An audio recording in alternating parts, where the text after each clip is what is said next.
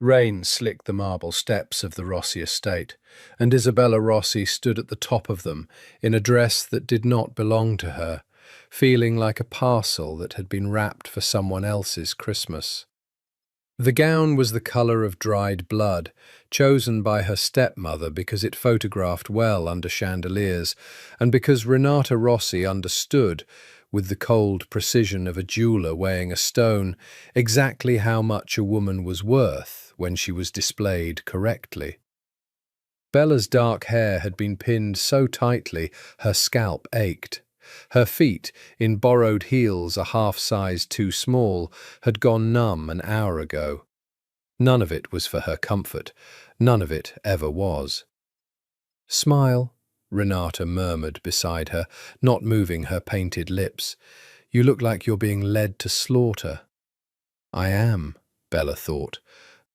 But she smiled, because she had learned before she was 12 that the smile was the only currency in this house that cost her nothing, yet bought a night of peace.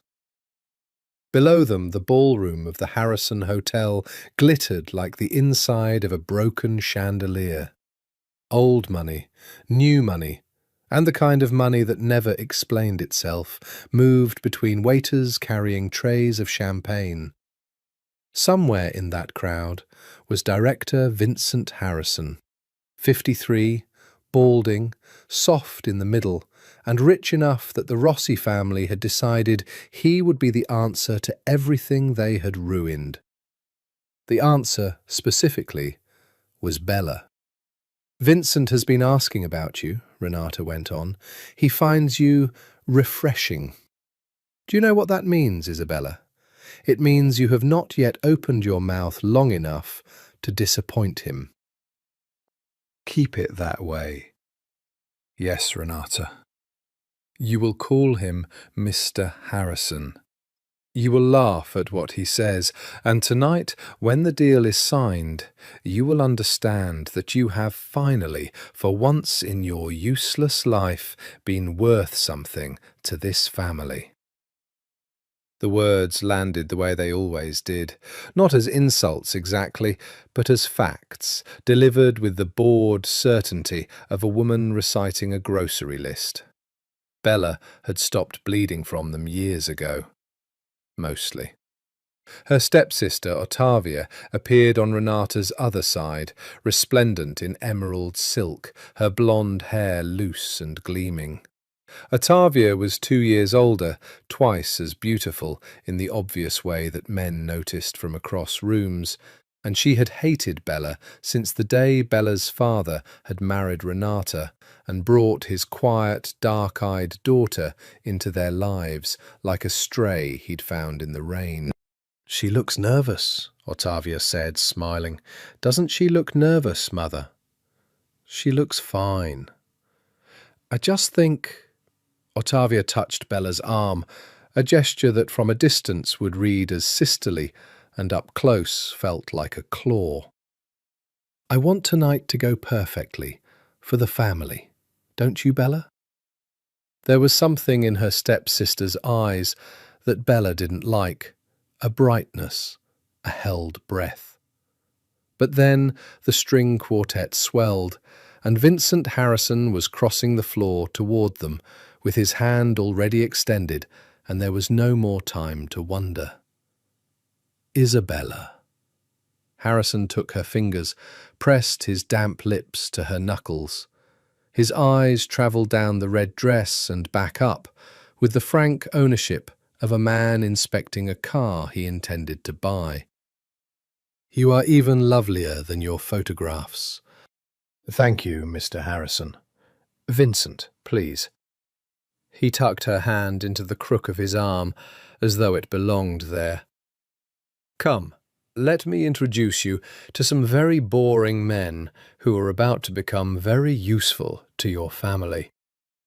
And that was how it began, the last ordinary hour of Isabella Rossi's ordinary, unbearable life. She let herself be led. She smiled. She laughed at the right moments. She did not know that across the room Ottavia was watching a waiter carry a specific glass toward a specific tray, and that the glass was meant for her. She did not know that by morning everything would be broken. She only knew that her father, before the cancer took him and left her to these women, had once told her, "Endure, piccola. The Rossis always endure." She had held on to those words the way a drowning girl holds a plank. But her father had been wrong about a great many things, and the Rossis, she was about to learn, did not endure at all. They simply fed their own to whatever wolf paid the most. Harrison steered her toward the bar. "You'll have a drink?" It was not a question. Bella nodded, and a glass of pale gold champagne appeared before her, condensation weeping down its side. She lifted it. Harrison lifted his. Across the room, Ottavia lifted hers too and smiled, and Bella, for reasons she could not name, felt the fine hairs on her arms rise, as though something in the air had shifted the moment before a storm. She drank. The champagne was cold and dry and perfect, and for a moment nothing happened at all, and Bella allowed herself the small, dishonest comfort of pretending this was an ordinary evening, that she was an ordinary girl at an ordinary party, and not the last asset of a bankrupt house being paraded before a man who would own her by month's end. Around her the room performed its rituals of wealth. A senator's wife laughed too loudly at something. A young man Bella recognized as the son of a shipping family stood too close to a woman who was not his wife. Everywhere the same weather of appetite and calculation, the same understanding that everyone here was either buying or being bought, and that the trick of survival was never to let anyone see which one you were. Bella had learned that trick young. She had learned it the year her father died, and she understood, standing at the graveside beside women who wept for the money and not the man, that she was alone in the world in every way that mattered, and that the only person who would ever look out for Isabella Rossi was Isabella Rossi. So she had made herself small and useful and quiet. She had learned which of Renata's moods could be soothed and which had to be endured. She had learned to become furniture, because furniture is not sold, and furniture is not struck. And for a few years it had almost worked. And then she had turned 16, and grown into a face that men noticed across rooms, and Renata had looked at her one morning over the breakfast dishes with an expression Bella had never seen before. Not contempt, for once, but assessment. The look of a woman who has found a forgotten banknote in an old coat. From that morning, Bella had understood exactly what she was for. "Isabella!" Harrison's voice pulled her back. He was watching her over the rim of his glass with an indulgent little smile, as though her silence were a charming quirk he intended to correct after the wedding. "You've gone somewhere far away. Come back. Tell me, do you dance?" "A little," Bella said. "Then you'll dance with me, once the tedious men are done with me." He said it the way a man refers to an errand. "You'll find, my dear, that I am not so terrible a bargain as your face at this moment suggests. I am generous with the things I own. Ask anyone." He leaned in, and she smelled cigars and expensive cologne, and beneath it something sour. "And I take very good care of what's mine." What's mine? Bella held her smile in place by an act of will that cost her more than he would ever know. Across the room she caught Ottavia watching them, that bright, held-breath look still in her eyes, and beside her Renata, serene as a cathedral. Two women who had decided her fate over wine and settled it with a handshake. She lifted her glass again, if only to have somewhere to put her hands. 16 floors above the ballroom, in a penthouse suite that occupied the entire top corner of the Harrison Hotel, Salvatore Moretti was washing blood off his hands. He did it slowly, methodically, watching the water run pink and then clear in the marble sink. The blood was not his. It belonged to a man named Fausto Belandi, who 3 hours ago had been the Moretti family's chief accountant, and who was now, thanks to a habit of skimming and a fatal lack of imagination, nothing at all. Sal was 33 years old, and had been the head of his family for 11 of them. He had inherited the empire the way one inherits a loaded gun, suddenly, and with his father's blood still warm on the floor.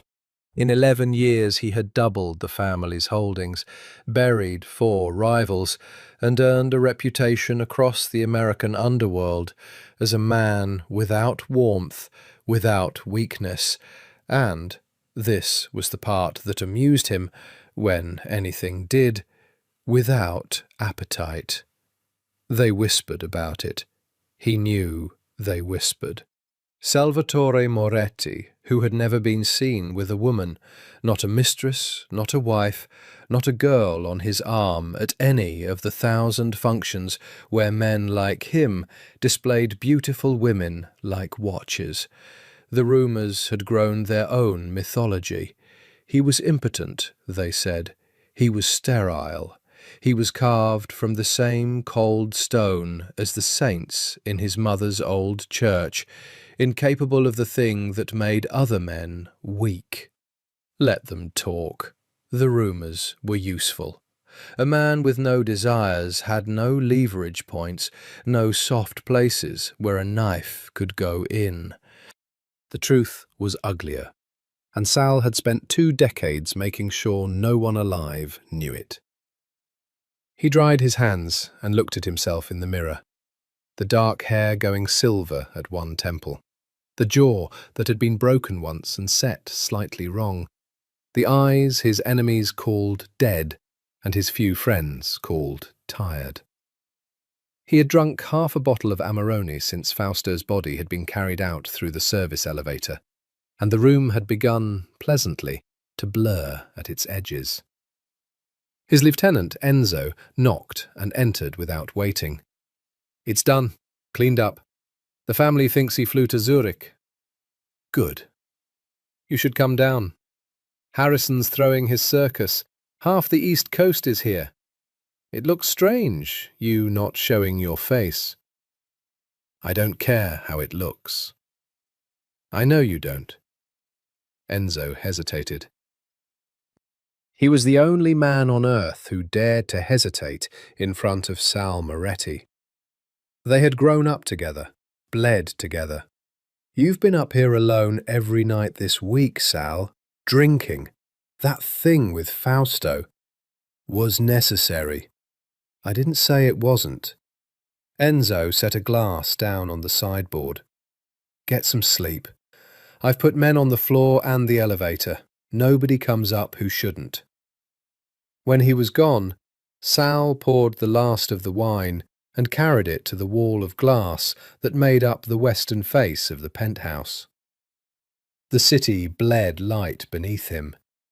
Somewhere down there, men were being made rich, and men were being made corpses, and the two were more often the same men than anyone liked to admit.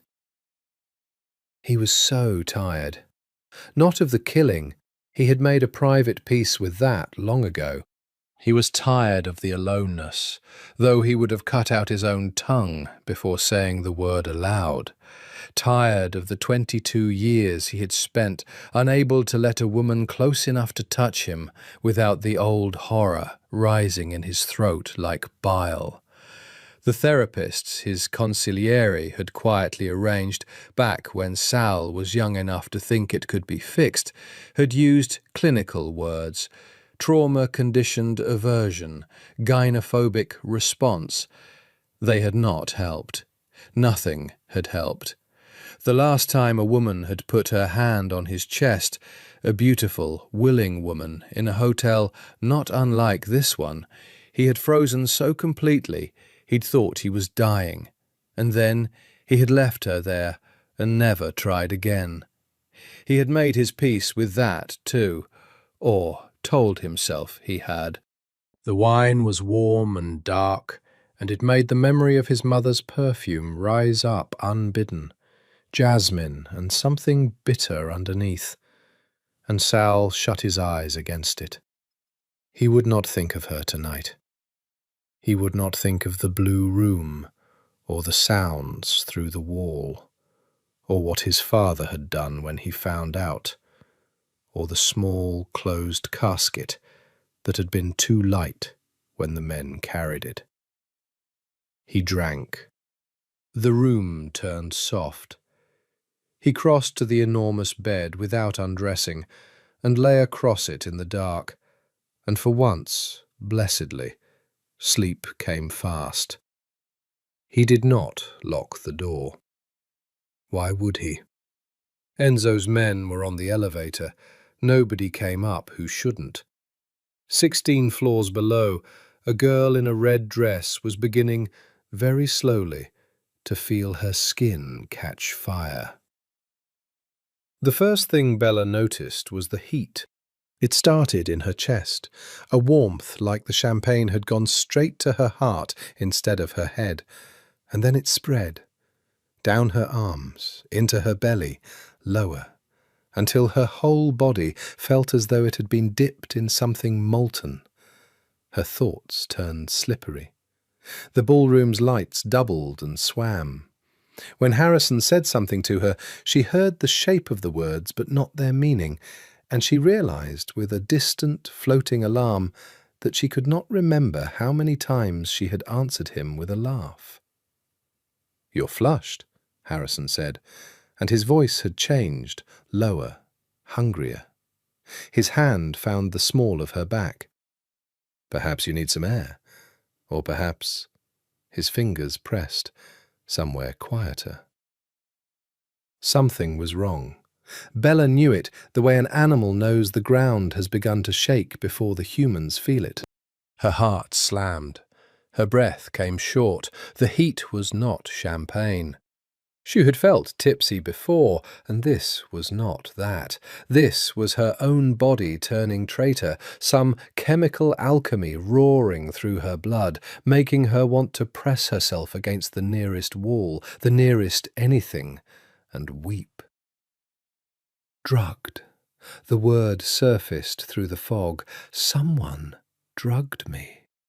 She pulled away from Harrison so hard she nearly fell. "I need the powder room. Isabella, please." She fled.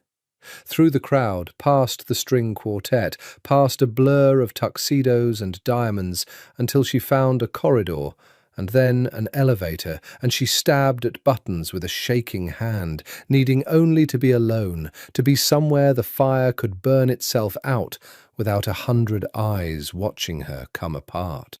She did not know that Ottavia had bribed a hotel attendant that afternoon. She did not know that the plan, Ottavia's plan, hatched with Renata over a bottle of Barolo, had been for the drugged, desperate Bella to be discreetly guided to Harrison's own suite, where the director would find a girl too far gone to refuse him, and where a compromise, witnessed by the right people, would make the marriage a matter of honour to be settled within the week. A soiled bride, a quick contract, and Ottavia, having watched her stepsister debased, would step forward as the family's remaining respectable daughter for the next, richer suitor already circling.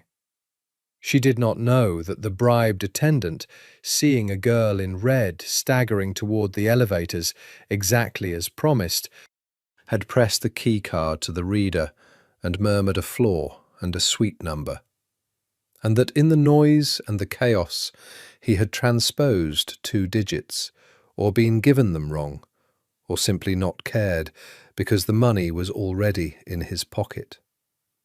She only knew that the elevator rose, and that a soft mechanical voice said a floor, and that the doors opened onto a hush so complete it felt like the inside of a held breath. The corridor up here was different, darker, richer. One door at the end stood very slightly ajar, a thin blade of warm light falling across the carpet, and Bella, burning, weeping past reason, walked toward it, because it was the only door that was open, and open meant a person, and a person meant help. She pushed it wide. The suite beyond was enormous and nearly dark, the city glittering through a wall of glass, and on the vast bed in the half-light a man lay sprawled in a black shirt with his eyes closed, one arm flung above his head, his breathing deep and slow. "Please," Bella whispered, "something's wrong with me. I think someone—" The man stirred. His eyes opened, dark, unfocused, heavy with wine and sleep. He looked at her the way a man looks at something in a dream, without alarm, without the wary calculation she would later learn never left his face when he was sober. "Who are you?" he said. It wasn't quite a question. "I don't know where I am." Her legs gave.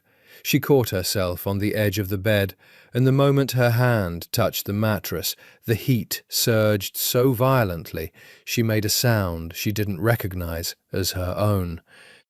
"I'm sorry. I'm so sorry. I can't." And Salvatore Moretti, drunk and half-dreaming, defences dissolved by wine in a way 22 years of sober vigilance had never once allowed, did not freeze. He reached for her. Later, much later, they would each try to reconstruct that night and find only fragments. The scent of jasmine that was not jasmine, that was only her. The impossible, unfamiliar peace of a body against his that did not trigger the old terror.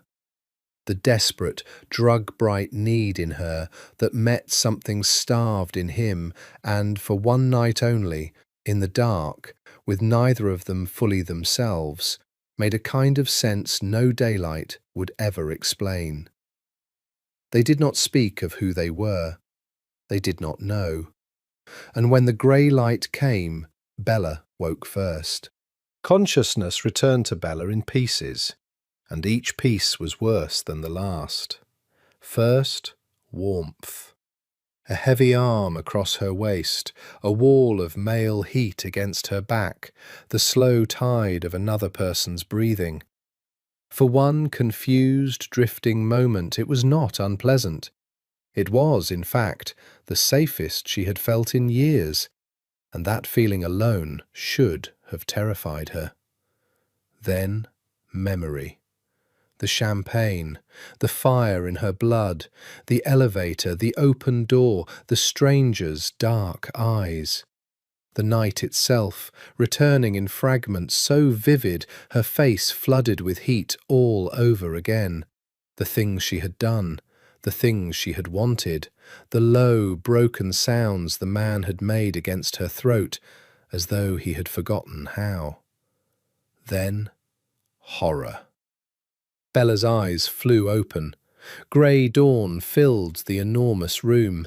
She was naked beneath a sheet, in a bed the size of a small country, and the arm across her belonged to a man she had never seen before last night, a man whose face was turned into the pillow, his features slack, in a sleep so deep it looked almost like unconsciousness. She did not know his name. The knowledge arrived like ice water.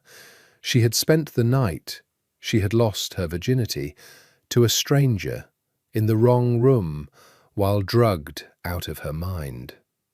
And downstairs, 16 floors down, was the wreckage of a plan she was only now beginning to understand had been laid for her by her own family. They drugged me. The clarity of it made her want to be sick. Octavia. It had to be Octavia. The bright, held-breath look in her stepsister's eyes, the specific glass. And it had gone wrong. She had run. She had come to the wrong floor, the wrong room, the wrong man. And whatever this stranger was, whatever this suite with its silent guards and its wall of glass 16 floors above everyone else signified, it was not Vincent Harrison's suite. And that meant the plan had failed. And that meant she was ruined for nothing. A soiled bride, with no marriage to make it respectable. Damaged goods that could not even be sold. When Renata found out, and Renata would find out, there would be no bottom to how far Bella would fall. Move. She had to move. Slowly, holding her breath, Bella lifted the man's arm. He murmured something, a name maybe, or a curse, and rolled onto his back without waking. And in the strengthening light, she saw his face fully for the first time. Hard. Beautiful in a brutal way, like something carved for a cathedral roof to frighten off demons. There was a scar through one eyebrow, and old bruising on his knuckles, and even asleep he did not look gentle. He looked like a man the world was afraid of. And for one strange, suspended second, Bella felt not fear, but grief, as though she were leaving something she would never find again. Then she gathered the red dress from where it lay pooled on the floor and fled. She dressed in the marble bathroom with shaking hands, splashed water on her face, avoided the mirror. Her body ached in unfamiliar places. The fire in her blood had burned itself out in the night and left only ash and shame. She let herself out through the suite's double doors, past 2 men in dark suits who straightened at the sight of her. She kept her head down, kept moving, and to her astonishment they let her pass, exchanging a single, unreadable glance, because whatever their orders had been about who came up, no one had thought to give them orders about a woman coming down. The elevator. The lobby, grey and empty in the dawn. The revolving door. The cold, wet street. Bella walked 6 blocks before she let herself cry. And then she cried so hard, a stranger stopped to ask if she was hurt, and she laughed at that, a terrible, cracked laugh, because how could she possibly explain? She did not know she had just left the bed of Salvatore Moretti. She did not know that up in the penthouse an hour later a man would wake with a splitting head and a body that felt, inexplicably, less like a clenched fist than it had in 20 years, and reach across the cooling sheets for something that was already gone. Sal woke to the smell of her. It clung to the pillow, to the sheets, to the collar of the shirt he had somehow ended up half wearing, a scent he could not name, warm and faintly sweet, and beneath it something that was simply skin, simply woman. And the strangest thing, the thing that made him sit up too fast and grip his aching skull, was that the smell did not repel him. It should have. Any trace of a woman in his bed, in his space, should have set off the old alarm, the crawling need to scrub himself clean, to be alone. Instead, he found himself lifting the pillow to his face, like a man half his age, breathing in, trying to hold on to a night that came back to him only in shards. A woman in red, dark eyes, wet with something. Please, something's wrong with me. His own hands reaching, without the terror, reaching without the terror. Sal sat very still in the wrecked bed as the enormity of that settled over him. "Enzo," he said when his lieutenant answered the phone. His voice came out rough. "There was a woman here last night." A pause. "Here? In your—" "Find her." The Rossi townhouse smelled of lilies and money that no longer existed. Bella let herself in through the servants' entrance, still in last night's dress, and made it halfway up the back stairs before Renata's voice stopped her like a hand around the throat. "Isabella." She turned. Her stepmother stood in the doorway of the morning room in a silk robe, a cup of espresso in one hand, her face perfectly composed and perfectly cold. Behind her, curled in an armchair, Ottavia watched with the avid stillness of a cat at a mouse hole. "Where," Renata said, "have you been?" There was no version of the truth Bella could tell. So she said nothing, and her silence, her wrinkled dress, her ruined hair, told the story for her. Ottavia's face did something complicated, triumph and confusion at once. "Well," she said, "how was dear Vincent? Did he—" She leaned forward. "Did everything go the way it was supposed to?" And Bella understood then the full shape of what had been done to her. The way you spoke to it, the way you already knew there'd been a room, a plan, a fall. "You drugged me," she said quietly. The espresso cup did not so much as tremble in Renata's hand. "Don't be hysterical. You put something in my glass. You wanted Harrison to—" Bella's voice broke. "You wanted him to find me like that, so he'd have to marry me. And instead," Renata said, setting the cup down with a click, "you disappeared for the entire night and reappear looking like a common streetwalker, and Vincent Harrison called me at 7 this morning to withdraw from the arrangement because his bride-to-be abandoned him in the middle of his own party. So, since you insist on discussing it—" She crossed the room, and up close Bella could see the fury beneath the ice, the tiny muscle jumping at her jaw. "Where were you?" "I don't know." It was almost the truth. "I don't know where I was.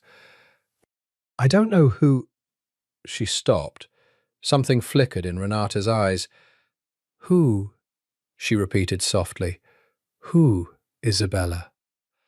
"No one. A room. I was sick. I don't remember." The slap came so fast, Bella didn't see it. Her head snapped sideways. The taste of copper bloomed on her tongue. In the armchair, Ottavia made a small, satisfied sound. "Do you understand what you have cost this family?" Renata's voice never rose. That was the terror of her. "The Harrison deal was everything. The banks are at the door. Your late father left us nothing but debt and this rotting house, and the one thing you were ever going to be good for, you managed to ruin in a single night. You are not a daughter. You never were. You are an expense your father saddled me with, and now you are not even a useful one." Bella pressed her hand to her burning cheek and said nothing. There was nothing to say. It was all true in the arithmetic of this house, and the only untruth was the one thing she would never tell them, that somewhere in this city was a man whose name she didn't know, whose bed she had shared, whose scent she could still find on her own skin if she was foolish enough to breathe in. "Go to your room," Renata said, turning away. "Stay there. I need to think about how to salvage this. There are other men, older, perhaps, less particular." A pause. "There is always someone who will pay for a young wife. if the family throws in enough to make her worth the trouble. Octavia's laugh followed Bella up the stairs.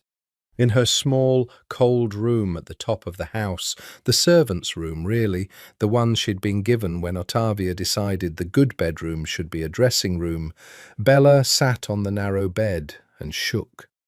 Not from the slap, from the strange, unbearable double knowledge that she had been more powerless last night than she had ever been in her life, drugged and used as a pawn. And yet, that in the arms of that nameless stranger she had felt, for a few hours in the dark, like a person instead of a price. She would never see him again. She knew that. Men who slept 16 floors above everyone else, guarded by silent men in suits, did not go looking for girls who fled at dawn. She did not cry again. She had cried it all out on the street. Instead, she lay back on the thin mattress and stared at the water-stained ceiling, and began, with the grim practicality that was the only inheritance her real mother had left her, to plan how she might survive whatever came next. She was 17 days from discovering she was pregnant. She was 3 weeks from being sold to a man 40 years her senior, and she was, though she could not have imagined it, 31 days from the night Salvatore Moretti's men would finally find the girl in the red dress, and from the moment the whole world she knew would come apart, and something far more dangerous would begin. The nausea came first, 3 weeks later, in the grey hour before dawn. Bella made it to the little bathroom at the end of the hall and was sick, quietly, her forehead pressed to the cold porcelain. And when it passed, she sat back on her heels and did the arithmetic she had been refusing to do for days. The dates, the tenderness in her breasts, the way certain smells, the lilies Renata insisted on, the espresso, the perfume Ottavia wore, had begun to turn her stomach. She knew, before the test confirmed it. She had known some animal part of her for over a week. She bought the test at a pharmacy 40 minutes' walk from the house, paid cash, took it in the public restroom of a coffee shop so no trace would ever exist under this roof. 2 lines. She stared at them for a long time in the fluorescent light and felt the whole architecture of her small survival collapse and reassemble around a single new and terrible fact. She was carrying a secret that would change everything, a secret born from one unforgettable night. There had been no one else. There had never been anyone else. She didn't know his name. His face appeared only in fading dreams, and even his scent had slipped beyond her memory. Bella stood in the tiny bathroom, clutching the test against her chest as her heart pounded. Fear settled deep inside her. If Renata ever discovered the truth, nothing in her life would remain the same. In that quiet moment, Bella made herself a promise. She would tell no one. She would keep the secret hidden for as long as she could. Somehow, she would find a way to leave, to build a new life in a different city before the truth caught up with her. She had only a few small bills and handfuls of coins tucked inside the lining of an old coat, but for now, that fragile hope was all she had. It was not much. It would have to be enough. She had 4 weeks, maybe 5, before it began to show. She had, it turned out, 6 days, because on the 6th day, Renata called her down to the morning room, and there was a man sitting in her late father's chair, and he was old. "Isabella," Renata said, and her voice was for once almost warm, the warmth of a woman who has found a buyer for something she was afraid she'd be stuck with. "I'd like you to meet Don Cesare Vitale. The old man rose. He was perhaps 65, silver-haired, expensively dressed, with the smooth, predatory patience of the very wealthy. His eyes went over Bella the way Harrison's had, the way they all did, and something in them settled, satisfied. "Charming," Cesare said. "Younger than I expected. I approve." Bella looked between them and felt the floor tilt. "Approve of what?" "Don Cesare," Renata said, "has generously agreed to overlook the unpleasantness of the Harrison affair. He is a man of the world. He understands that young women are sometimes foolish. He is prepared to make a very substantial contribution to this family's restructuring in exchange for your hand." "No," Bella said. The word fell into the room like a dropped glass. Renata's smile did not waver, but her eyes went flat and dangerous. "You'll forgive her, Don Cesare. She's high-strung. We'll have her ready for the ceremony within the month." "No," Bella said again, louder, and the fear made her reckless. "I won't. You can't. I won't marry him. I won't marry anyone. You've sold me twice now like I'm a—" "That will do." Renata crossed to her, took her by the arm, her manicured nails biting through the sleeve. To Cesare she said sweetly, "Give us one moment, Don Cesare. Bridal nerves." She steered Bella into the hall and shut the door and turned on her with the ice all burned away and only the fury left. "You listen to me, you ungrateful little wretch. Do you understand what Vitale is offering? He is offering to save us, all of us, this house, the name, everything your father built and then let rot, and all it costs is you, a used, ruined thing that no respectable man would take now anyway. You will smile, and you will say yes, and you will be grateful, or I will put you out on the street tonight with nothing, and we will see how long you last." And Bella, with the secret burning inside her, with the impossible small life already rooting itself into her body, understood two things at once. The first was that if she said no, they would break her. The second was that she could not marry Cesare Vitale, because within 2 months her body would tell him a truth that would get her killed. Because men like Vitale did not marry women carrying other men's children. And men like Vitale did not simply file for annulment. They erased the mistake. So she smiled.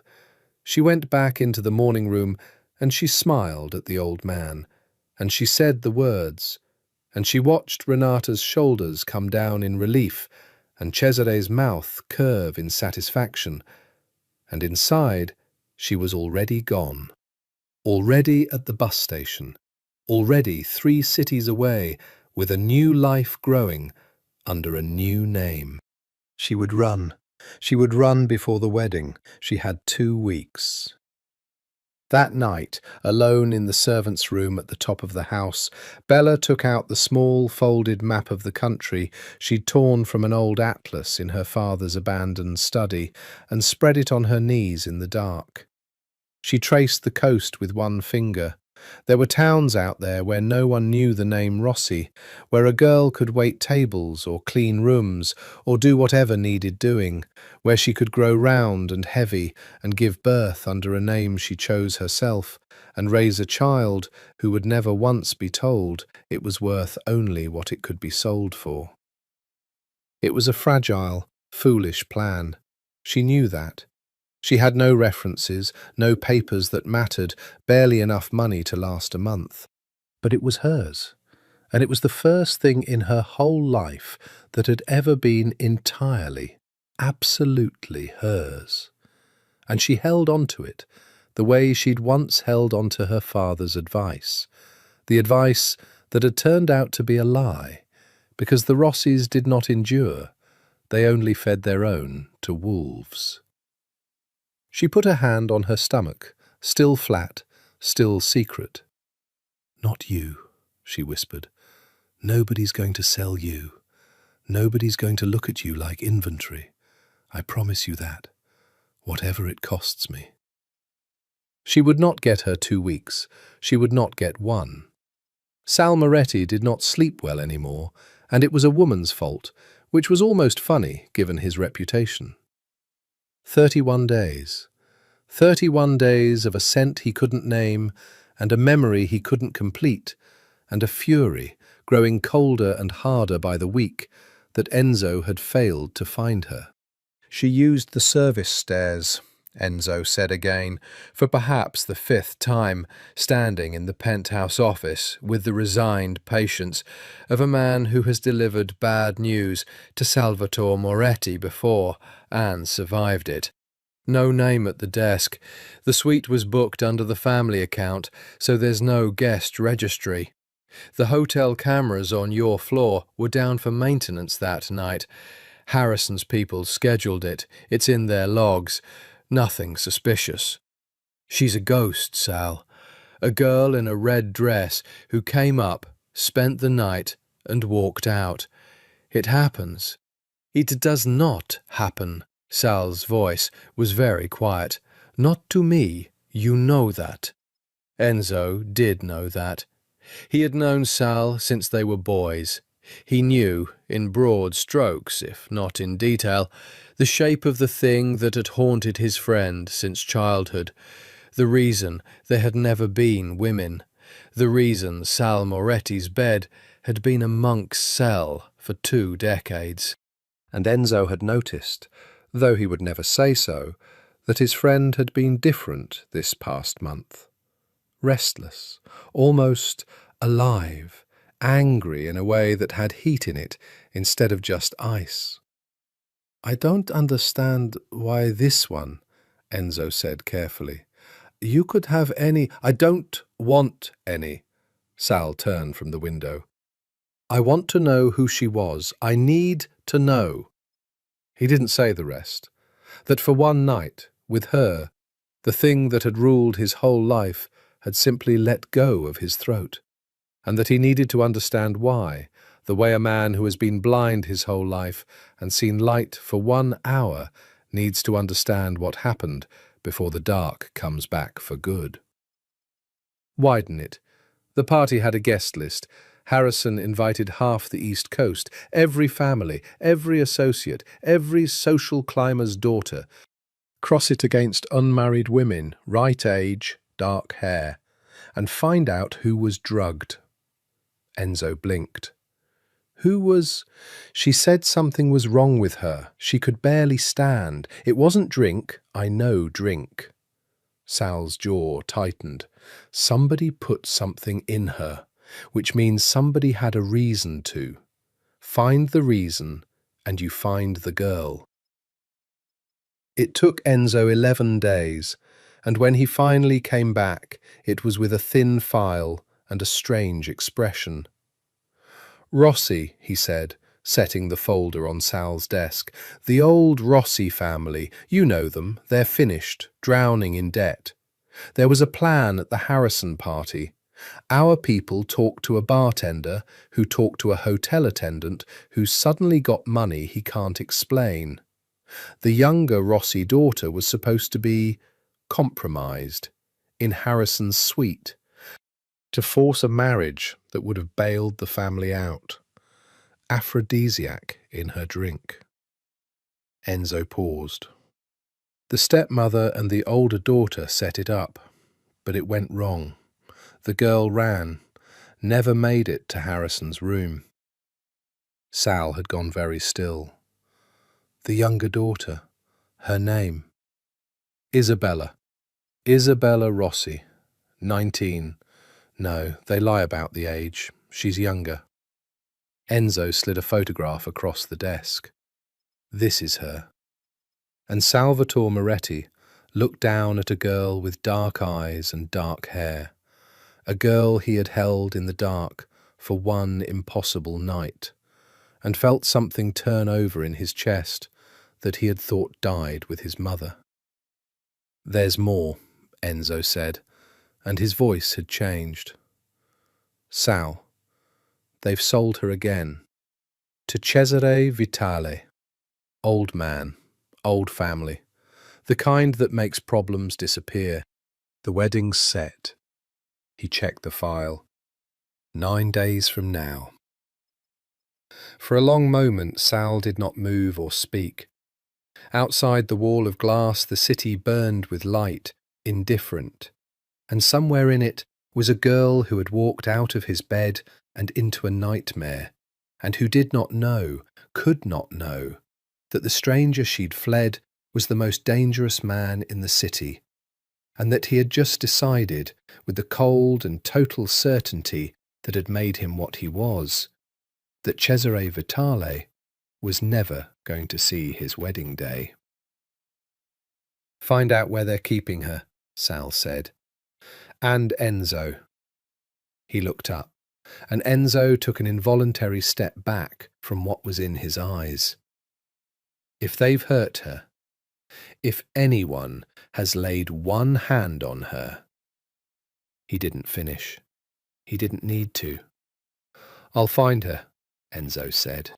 Bella made her move on the night before the dress fitting, because after the dress fitting there would be no more pretending she was going to go through with it. She had it planned to the minute. Renata took a sleeping draught at 11. Ottavia was out at a club, would not be home until dawn. The old caretaker who locked the doors was half deaf and slept in the basement.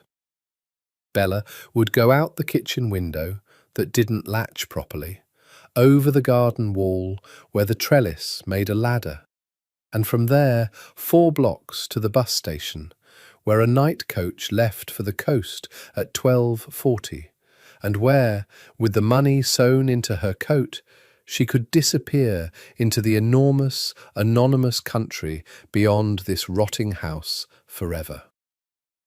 She had a bag packed, small, just what she could carry. She had a name picked out. She put her hand over her still flat stomach in the dark and whispered, "We're going. Just us. We're going to be all right." And she almost believed it.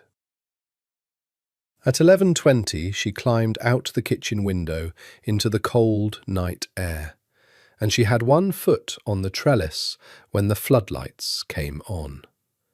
For a blind, panicked second she thought it was the police, then she saw the men. There were 3 of them, coming from the garden shadows where they had been waiting. Waiting, she understood with a lurch of pure horror, for exactly this. Renata had not trusted her. Renata had put men on her. "Going somewhere, Miss Rossi?" The one in front was broad and unbothered, one of the family's hired muscle, a man named Bruno she'd seen lurking for a week. "The Signora thought you might try. Come on down. Nice and easy. Don't touch me." But they did touch her. They pulled her off the trellis. Her bag fell and spilled into the wet grass. The folded clothes, the little photograph of her real mother she carried everywhere, the coins scattering. Bella screamed, and a hand clamped over her mouth, and she bit it and was struck for it, hard enough that the garden swam. And then she was being carried back inside like a sack of grain. Renata was waiting in the front hall in her dressing gown, not sleepy at all, and Bella understood the draft had been a lie too, a piece of theatre to make her feel safe enough to run. "I'm disappointed," Renata said, but not surprised. She nodded to Bruno. "The blue room, the one with the bars. Your father put them on when he was afraid of burglars, God rest him, and it turns out they work just as well the other way. She stays there until the wedding, someone with her at all times. She eats what we bring her." Her cold eyes found Bella's. You've made this so much uglier than it needed to be. In 8 days, you'll be Cesare Vitale's problem, and I will never have to look at your ungrateful face again. Until then, I'm pregnant. The words tore out of Bella before she could stop them, a last desperate card flung down in the wreckage of her escape. The hall went silent. Renata's face did something Bella had never seen it do. It emptied.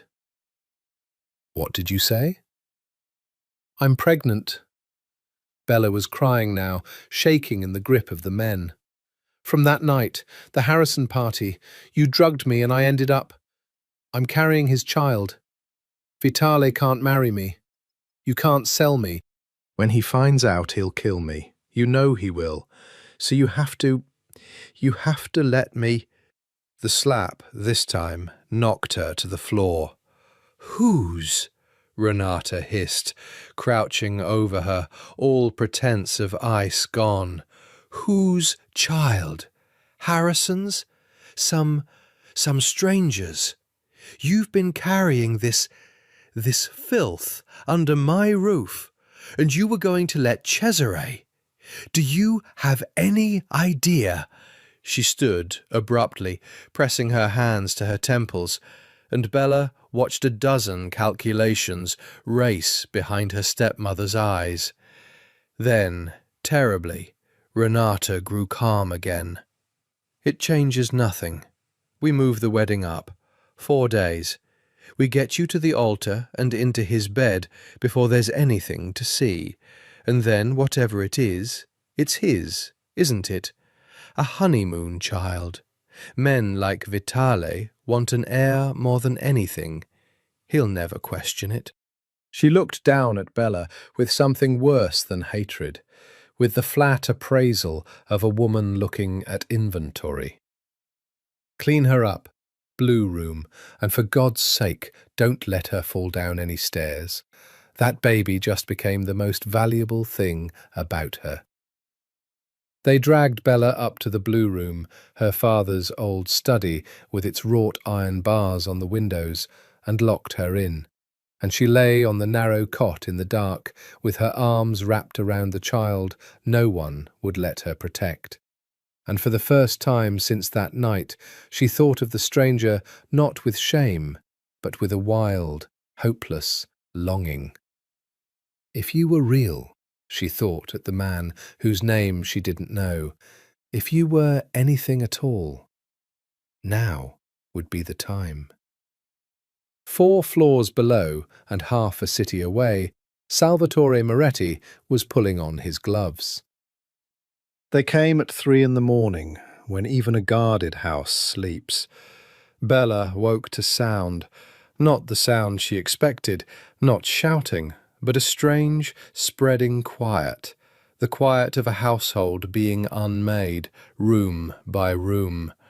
A soft thud, a cut-off voice, footsteps that were not the shuffling steps of the caretaker or the heavy tread of Bruno, but something quick and certain and many.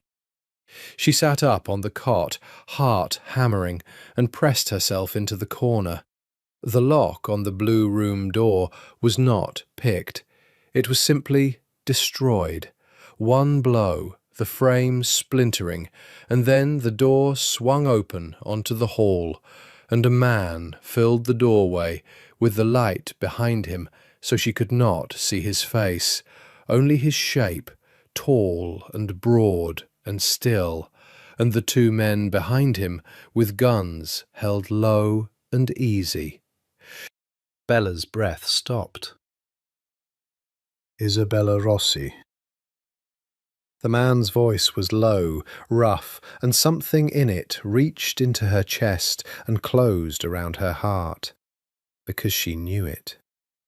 Half dreaming, drugged in the dark, she had heard this voice say, "Who are you?" against her hair. "It's you," she whispered. You're real." He stepped into the room, and the light caught his face at last. The hard, beautiful, brutal face from the bed, the scar through the eyebrow, the dark eyes that were not dead at all, that were fixed on her with an intensity that should have frightened her, and instead undid her completely. "You ran," Sal said. It was not an accusation. It was almost wonder. "I woke up and you were gone." 31 days. He crossed the small room and crouched before the cot so they were eye to eye, and he did not touch her. She would understand much later what that restraint cost him and what it meant. But he looked at her as though he were memorizing her. "I've been looking for you every day since. Do you understand? Every day." Behind him, one of his men said quietly, "Boss, the stepmother's awake, and there's the old woman, and the caretaker, and 4 of Vitali's men we've got zip-tied downstairs. We should move." In a moment, Sal did not look away from Bella. "They locked you in," he said, and now the wonder was gone, and only the cold was left, the cold that had buried 4 rival bosses. Bars on the windows, in your own father's house. "They're going to sell me," Bella heard herself say. "To Cesare Vitale. The wedding's in 4 days. I tried to run and they—" She stopped. Her hand had gone, without her permission, to her stomach. Sal's eyes followed the movement, went still. The whole room seemed to hold its breath. "Isabella." His voice had changed again. Careful now, so careful, the voice of a man diffusing something. That night, there was no one else. It was not a question, but she answered it anyway, her chin coming up, because she had lost everything and would not, now, lose her dignity. "There has never been anyone else. Only you. And I don't even know your name." For a long moment, Salvatore Moretti simply looked at the girl he had crossed a city and broken a family's door to find, at the dark eyes and the bruise blooming on her cheek, and the small, protective curve of her hand over her belly. And something happened in his face that his own men had never once seen there. A cracking, a flood. "Salvatore," he said.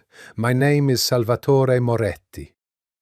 He watched the name land, watched her understand, because everyone in their world understood that name, exactly whose bed she had fled, exactly what manner of man was crouched before her. He watched fear flicker in her eyes, and, remarkably, watched it go, replaced by something steadier. "Moretti," she repeated. "Yes."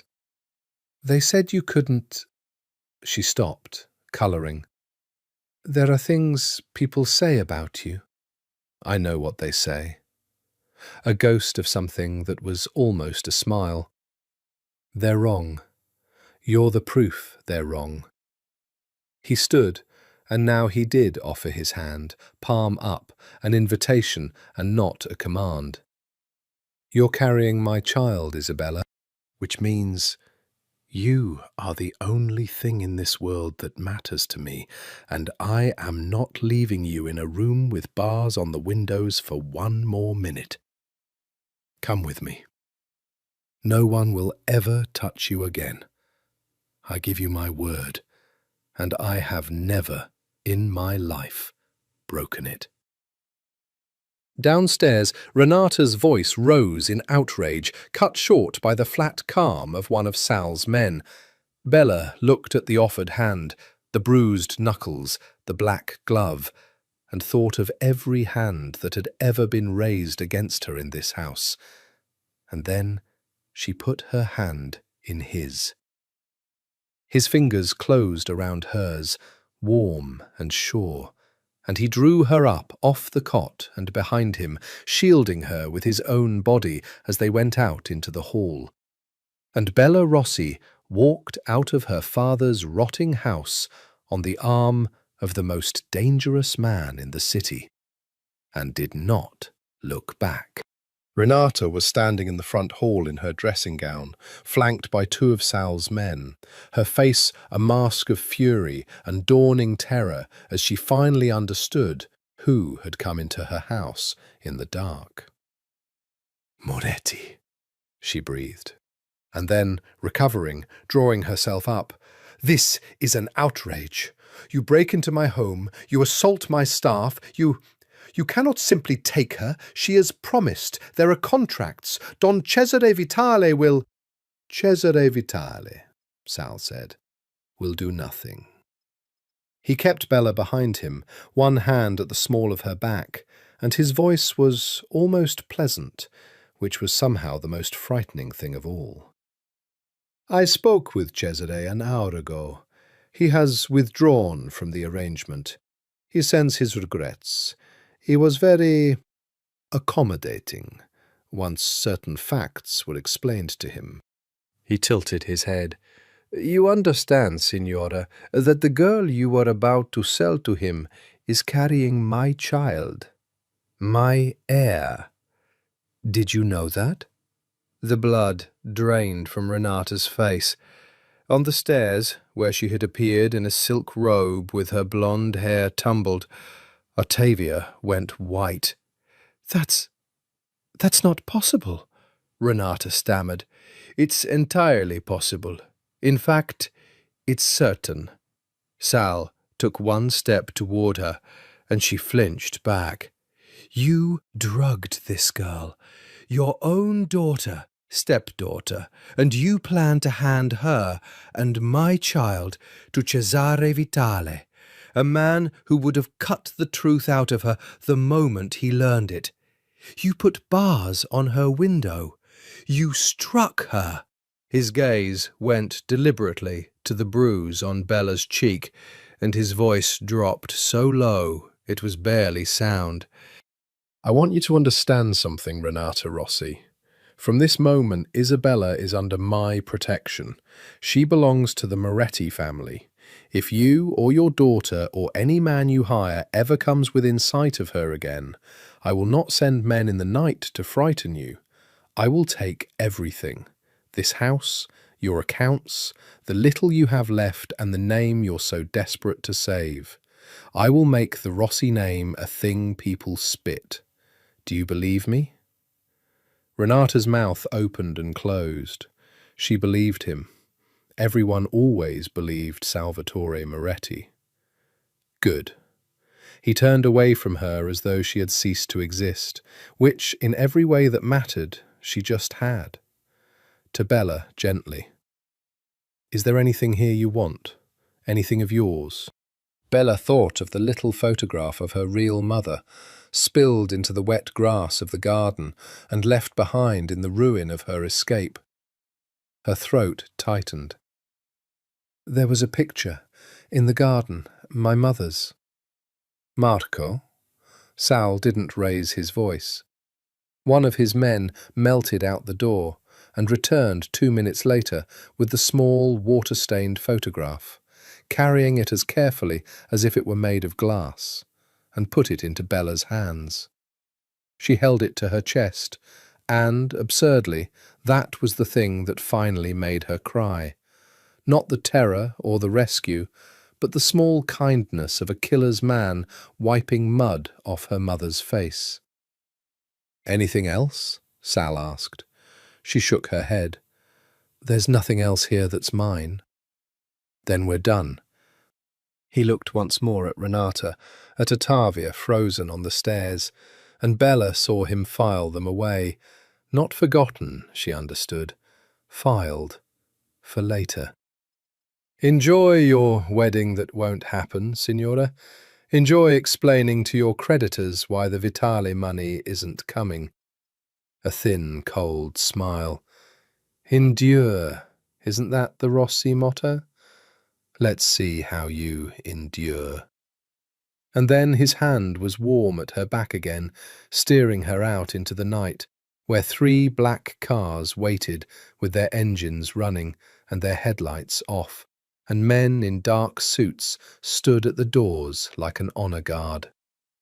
The night air was cold and clean and smelled of rain and freedom. Sal opened the door of the centre car himself, and Bella slid into leather seats, warmer and softer than any bed she'd slept in for years. He got in beside her. The door shut with a heavy, expensive sound, sealing out the house, the women, the bars, all of it. "Where are you taking me?" she asked. Her voice shook only a little. "Home." He was looking at her in the dark, and there was that intensity again, that hunger that wasn't quite hunger, that need to simply see her. "My home. You'll have your own rooms, guards, doctors, the best there are, for you and the child. You will never want for anything again, and you will never be afraid again, and no one," his jaw worked, "no one will ever put their hands on you while I'm alive." Bella looked at this man she had known for 1 drugged night and 31 days of absence, this stranger who had torn down a locked door to reach her, and asked the only question that mattered. "Why?" Sal was quiet for a long moment as the car pulled into the sleeping city. When he answered, it was not the answer she expected, and not, she would later realize, the whole truth. Because the whole truth was something Salvatore Moretti did not yet know how to say. "Because you're carrying my heir," he said, "and I protect what's mine." It would be weeks before either of them understood how much more than that it already was. The Moretti estate was not a house so much as a held breath, a great pale mansion set behind iron gates on 12 acres of hills outside the city, where the men who opened the gates carried guns beneath their coats, and the gardens were beautiful, and the shadows were watched. Bella woke on her first morning there, in a bed so large and soft she had, in the disoriented moment between sleep and waking, no idea where she was. Then it came back.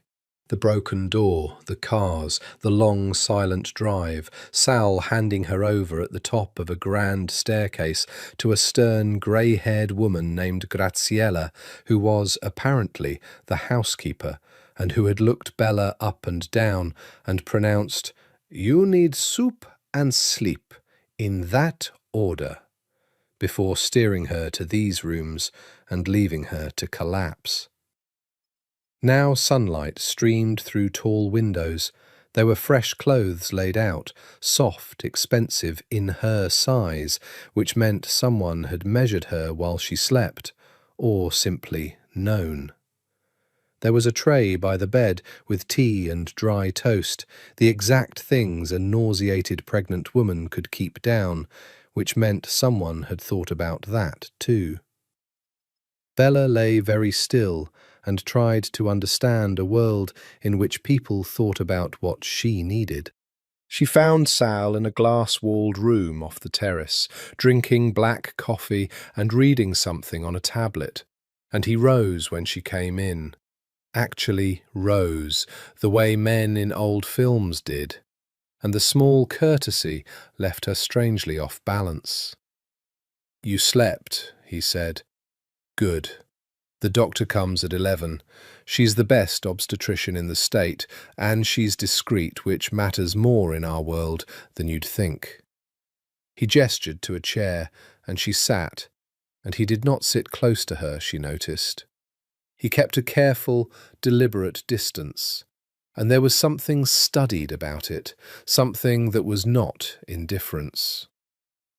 "Why are you being kind to me?" Bella said. It came out more baldly than she meant. Sal considered the question as though it were a serious one, which she was coming to understand was simply how he treated everything. "Because you've been carrying my child alone and afraid," he said, "in a house that treated you like livestock, and I find that I have a great deal of—" He paused, choosing the word, "feeling" about that. "More than I expected." "But you don't know me." "No." His dark eyes rested on her. "I intend to."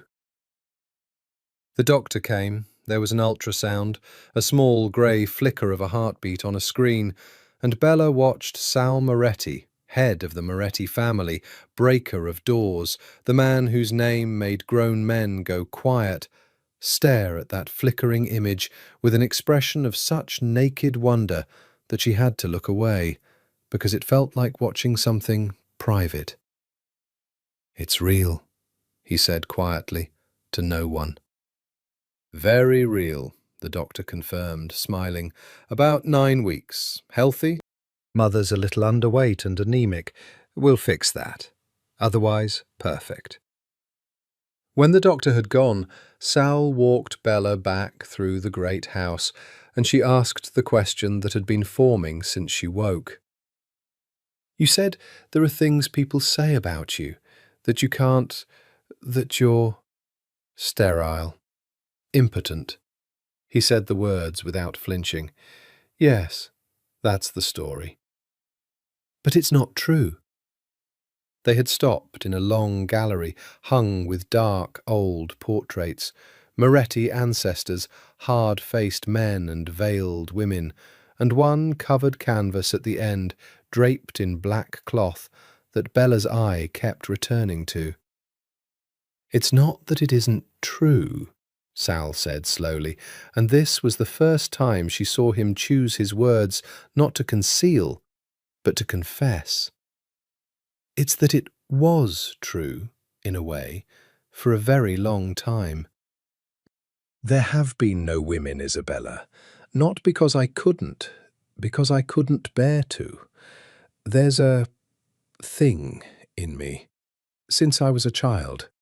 When a woman comes close, when one touches me, something happens that I've never been able to control or explain.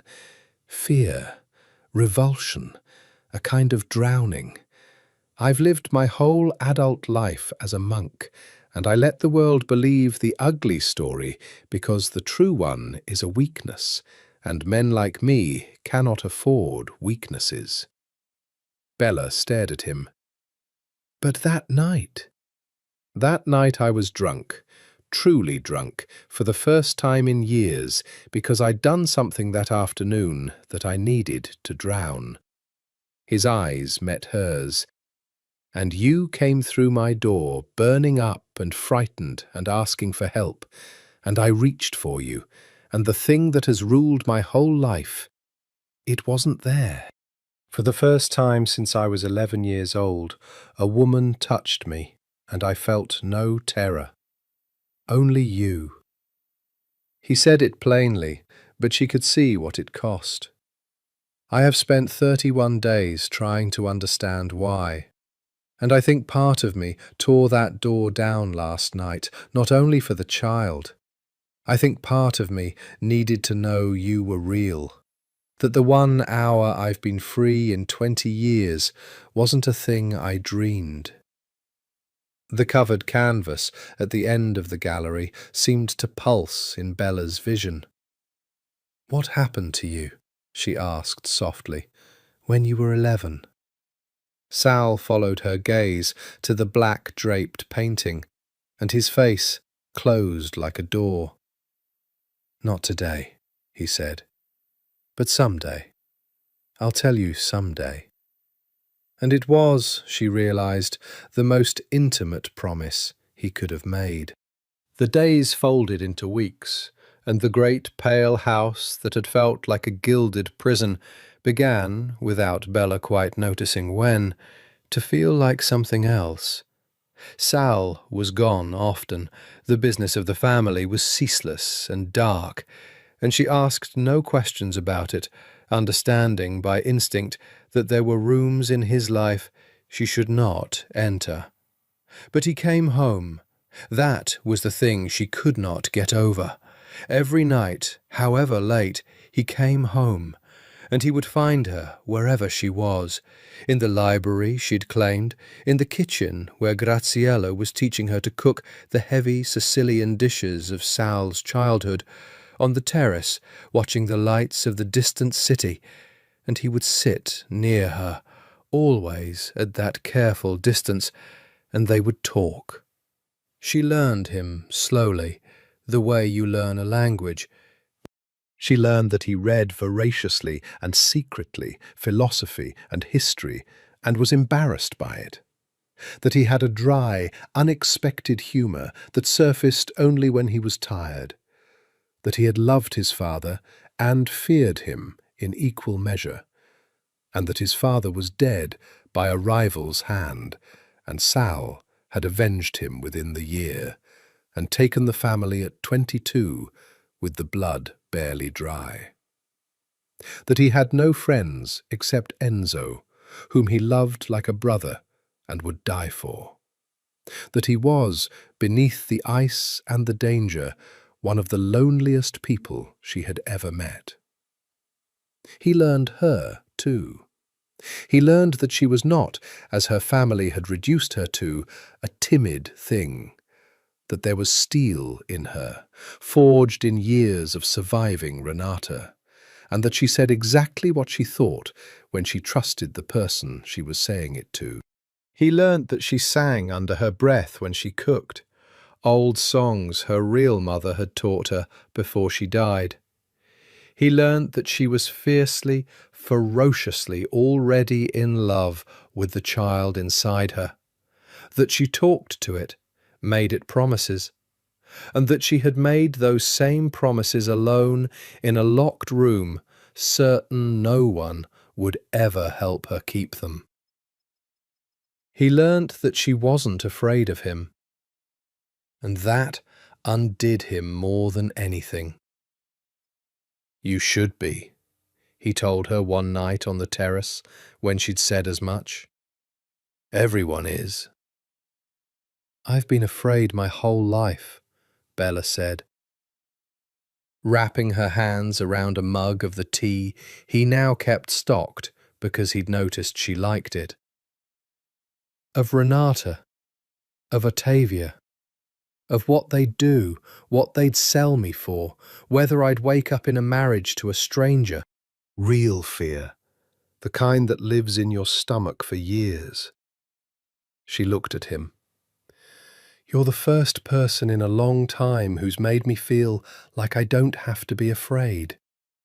So no, I'm not afraid of you. I think you might be the least frightening thing that's ever happened to me.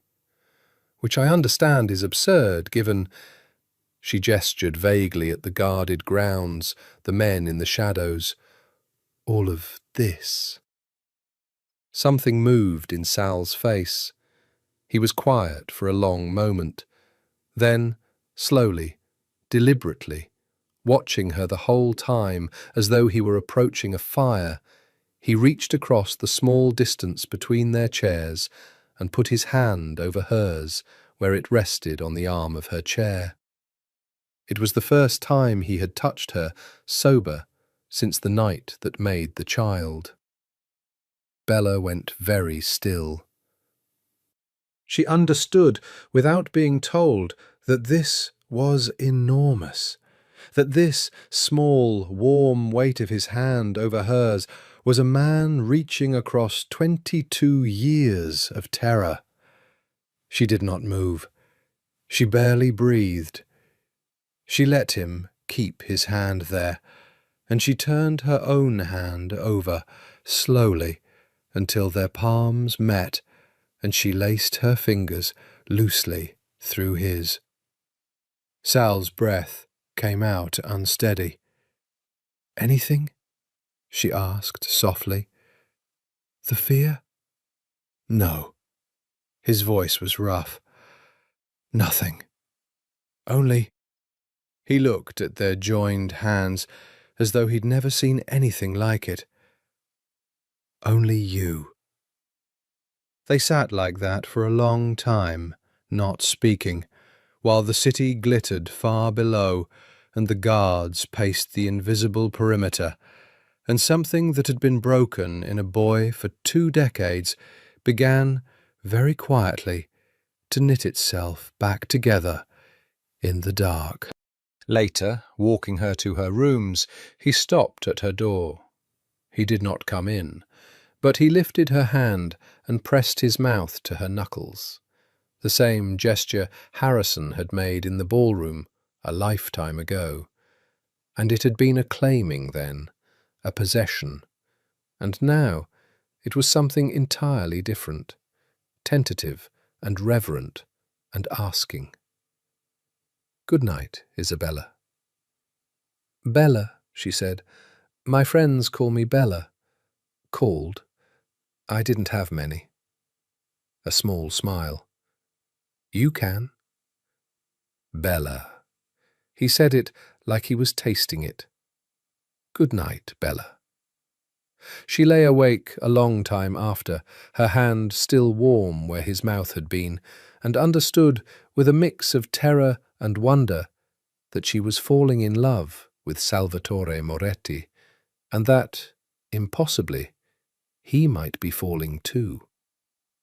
He told her about his mother on a night of storms. The rain had come in hard off the hills, hammering the tall windows, and Bella had found him standing in the portrait gallery in the dark, a glass of wine untouched in his hand, staring at the black draped canvas at the end. She almost withdrew, but he heard her, and without turning he said, "Come. I said I'd tell you someday. Someday is a night like this." She came and stood beside him. Lightning lit the room white. "Her name was Lucia," Sal said. "My mother. She was beautiful the way that dangerous things are beautiful. My father worshipped her and feared her, the way I—" He stopped. "The way men in this family seem to love. She was lonely. He was cruel and always working, and she was young and lonely in a house full of guns, and she took a lover." He drank. "A soldier of a rival family, as it happened. The stupidest possible choice. She used to bring me with her, sometimes, to the apartment where they met. A little boy is good cover. No one questions a mother taking her son to the park, to the pictures. I was 11. I sat in the front room with a book while—" his jaw tightened, "while my mother was in the other room. I heard things a child shouldn't hear, and didn't understand, and understood anyway. Do you see? I loved her, and she used me. She made me part of the thing that was going to destroy us, and she made me love her while she did it. Sal? My father found out. Of course he found out. Men like us always find out." He set the wine down on a marble table. His hand was steady, which was somehow worse. He didn't confront her. He was too proud. He waited, and he planned. And one night he sent me to my grandmother's, and when I came back 3 days later, there was a small closed casket in the front hall, and everyone was in black, and no one would tell me anything. They said it was an accident, a car. But I'd heard the men talking, the way children hear things. I knew what my father had done. And the worst part, his voice finally cracked, one hairline fracture. The worst part is that for years I thought it was my fault. Because I'd been the cover. Because if I hadn't sat in that front room with my book, if I'd told my father, if I'd been a better son, a smarter son— "You were 11, Bella said fiercely. "You were a child. None of it was yours to carry." "I know that now." He looked at her, and in the stormlight his eyes were wet, and she understood she was seeing something no one else alive had ever seen. But I didn't know it at 11 or 15 or 25. What I knew was that a woman's love was the most dangerous thing in the world, that it made you weak, and being weak got you killed, and that if a woman ever got close enough to touch me, she would find the soft place and put the knife in. My body learned it before my mind did, the fear, the freezing. I couldn't let anyone near me, because near me was where the wound was, and the wound had my mother's perfume. He exhaled. Jasmine. She wore jasmine. For years I couldn't smell it without being sick.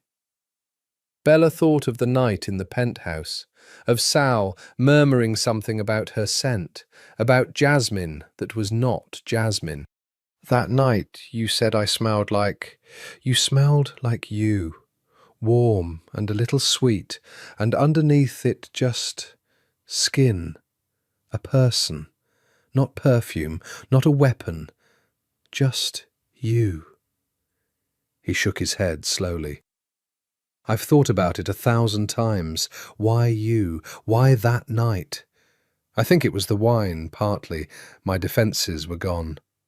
But I think it was also that you came to me needing help, not looking for a soft place to put a knife. You were more frightened than I was. And something in me that had been braced for the blade for 20 years just stood down. For one night, it stood down. He reached out in the dark and tucked a strand of hair behind her ear, and his hand lingered against her cheek, and Bella leaned into it. And then you were gone, and I had 1 hour of not being afraid to hold on to for 31 days, and I would have torn down every door in this city to find it again. Thunder rolled. The rain came down. Show me, Bella said. The painting. Her. Sal looked at the black-draped canvas for a long moment. Then he reached up and drew the cloth away, and there was Lucia Moretti, dark-eyed, beautiful, faintly sad, so like Sal it hurt, looking down at them out of the past. She was my mother, Sal said quietly, and she loved me, and she hurt me, and she died for a choice that had nothing to do with me. Both things are true. I'm only just learning that both things can be true. He turned from the painting to Bella, and there was something new in his face, something like the beginning of peace. You're teaching me that two things can be true, that a person can be dangerous and safe, that love doesn't have to be a knife. He left the painting uncovered. It was, Bella understood, the most important thing he had ever done. She kissed him a week later, and it was she who did it, because she understood by then that he would never make himself take from a woman the thing that had been used to break him. It was an ordinary evening. She was showing him something in a book, laughing at his skepticism, and she looked up, and he was watching her mouth, and there was such longing and such fear tangled together in his face that her heart simply broke open. So she leaned across the small distance and kissed him, softly, carefully, the way you'd approach a wounded animal, giving him every chance to pull away. He went rigid. She felt the old terror seize him, felt him start to freeze, and then felt him, by sheer force of will, choose not to. His hand came up and cradled the back of her head, and he kissed her back, clumsily at first, out of practice by 2 decades, and then with a hunger that made her dizzy, and when they broke apart, he was breathing hard, and his eyes were wild. "I'm sorry," he said. I might not be able to." "We have time," Bella said. "All the time in the world. Whatever you can do, whatever you can't, it doesn't change anything." She pressed her forehead to his. "I'm not going anywhere. I already know your worst secret, and I'm still here. Do you understand? I'm still here." Sal made a sound that was almost a laugh and almost a sob, and held her, just held her, his face buried in her hair, breathing her in, the scent that had haunted him, the person that had saved him. And for a long time, neither of them spoke. The threat arrived the next morning. Enzo brought it, grim-faced, into the glass room where Sal and Bella were eating breakfast. He hesitated when he saw them sitting close, saw Sal's hand resting easily over Bella's on the table, a sight that would have been impossible 3 months ago. And something crossed his face that Bella was too happy to read correctly. She would remember it later. "We have a problem," Enzo said. Sal's whole manner changed, the tenderness sliding away, the ice returning. "Talk." "Words out. About her." Enzo nodded at Bella. "About the baby. I don't know how, we've been careful, but it's out. The other families know Salvatore Moretti has a woman carrying his heir." He set a phone on the table. On it was a message, a photograph. Bella in the garden 2 days ago, taken through a long lens from beyond the wall. "The Barzinis know, the Vitala family knows, and old Cesare is nursing a grudge about being made to withdraw. And there's chatter I don't like, about what an heir means for the balance of things." Bella felt the warmth of the morning drain away. "What does it mean?"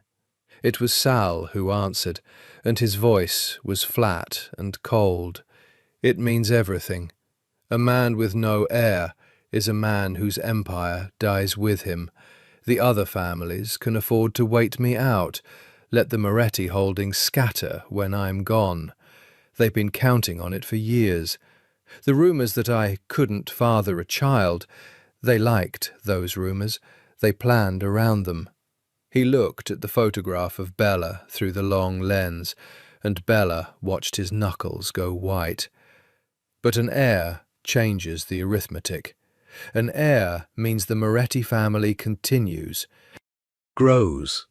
It makes me stronger, and it makes them afraid. And frightened men in our world do frightened things. "Like what?"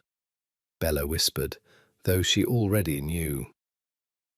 "Like trying to remove the heir before it's born," Enzo said quietly, "or the mother, or both." The room was silent. Outside, the garden where Bella had walked freely 2 days ago suddenly looked exposed, watched, dangerous. Sal stood. When he spoke, it was with the terrible calm that Bella was learning meant he had gone somewhere very cold inside himself. "Triple the men on the grounds. No one comes or goes without my personal approval. Bella doesn't leave the house. I'm sorry, Bella. I know what it is to be locked in, and I swear to you, this is not that. This is the opposite of that. But I need you safe." He turned to her, and the coldness cracked, just for her. "I lost 20 years to fear. I am not going to lose you and our child to some frightened old man with a long lens. I'll burn the whole city down first. Do you understand me? The whole city." And Bella, who had once lain in a locked room begging a nameless stranger to be real, looked at the man that stranger had turned out to be, dangerous, damaged, and hers, and believed him utterly. "I understand," she said. "But Sal—" She caught his hand. "Don't burn yourself down with it. You've only just started to be free. Don't let them make you into ice again. Not even for us." He looked at her for a long moment, and something in him seemed to hear her and to promise. But she saw, too, the old cold rising, the Mafia boss reasserting himself over the man she'd been slowly uncovering, and she felt a chill of premonition. The storm was coming, and she was not sure yet which Salvatore would meet it. The first attempt came 10 days later, and it came, as the worst betrayals always do, from inside. Bella was in the library when the alarms went. Not loud, the Moretti alarms were never loud, but a low, urgent pulsing through the house that made every guard move at once. Graziella appeared out of nowhere and had Bella by the arm, moving her toward the safe room behind the wine cellar that Sal had shown her the week before, murmuring, "This way, cara, quickly, don't run, running makes you fall."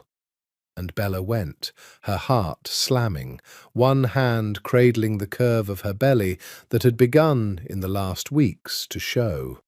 Behind her she heard shouting, a gunshot, flat and shocking. Another.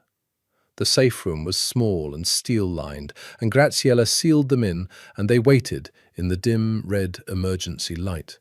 Graziella praying under her breath in Sicilian, Bella breathing slow and deep the way the doctor had taught her, telling the baby it was all right, it was all right, it was all right, when she did not know if it was. It was 40 minutes before the knock came, in the pattern Sal had made her memorize, and then the door opened, and he was there. And there was blood on him again. Not his, she saw with a wave of relief, not his. And he crossed the little room in 2 steps and pulled her against him and held her so tightly it hurt. "You're all right," he said into her hair. "You're all right." "What happened?" He drew back. His face was terrible. 3 men came over the east wall. They knew where the cameras were. They knew the patrol pattern. They knew which room was yours. His voice was very controlled, which was how she knew how close he was to losing control entirely. "They didn't guess any of that, Bella. Somebody told them." The word landed like a stone in still water. A traitor. Someone inside. "Enzo's questioning the 2 we took alive," Sal said. "The third—" He didn't finish. "But there's no question anymore. Someone in this house, someone I trust, is feeding the Barzinis. Someone who knew you'd be in your rooms at that hour, on that day." Over the next days, the fortress turned inward on itself, and Bella watched the man she loved become a hunter in his own home. He trusted no one now. He slept in a chair outside her door with a gun in his lap. The tenderness of those first weeks was still there. She saw it every time he looked at her, felt it every time he touched her.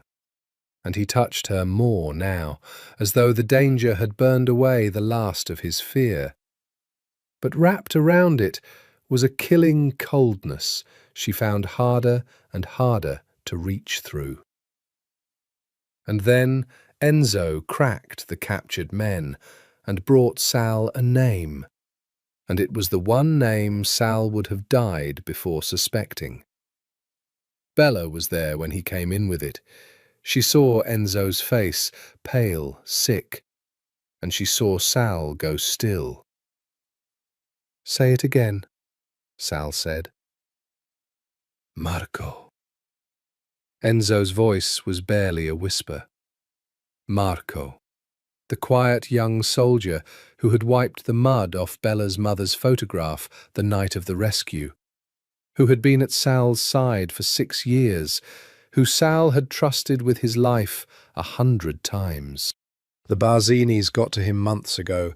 Gambling debts. They own him. He gave them the layout, the patrols, everything. He's the leak. For a long moment, Salvatore Moretti did not move or speak, and Bella watched the betrayal do something to his face that the danger never had. Watched the old wound crack open, the boy who had learned that the people you love put knives in the soft places, that trust was a door that let the killing in. "Sal," she said softly. He didn't hear her. He was already somewhere cold and far away. "Where is he now?" Sal said. "Downstairs. We took him an hour ago. He doesn't know we know." Enzo hesitated. "Sal, what do you want to do?" And Bella saw her lover stand at a crossroads she couldn't follow him past. The man she'd been healing on one side, and on the other the ice, the family, the 20 years of teaching himself that mercy was how they got you. "Bella," Sal said without looking at her, "go with Graziella." "Sal, please." And there was something in the word, a plea from a man who never pleaded, that made her go. But at the door she stopped and looked back at him, at the terrible stillness of him, and she said the only thing she had. "Whatever you do down there," she said, "come back up as yourself, not as him, as you. I'll be waiting for you. Me and—" her hand went to her belly. "Both of us. Come back to us." He looked at her then, and she couldn't read what was in his face. And she left, not knowing which man would climb the stairs when it was done. Bella waited in her rooms for 2 hours, and they were the longest of her life. She did not know what was happening below. She knew only the silences of the great house, the muffled sounds she couldn't identify, and the memory of the coldness in Sal's face when he'd asked her to leave. She sat by the window with her hands folded over her belly, and she made herself breathe. And she thought about the boy who had sat in a front room with a book while his mother sowed the seeds of the family's ruin. The boy who had learned that love was a knife.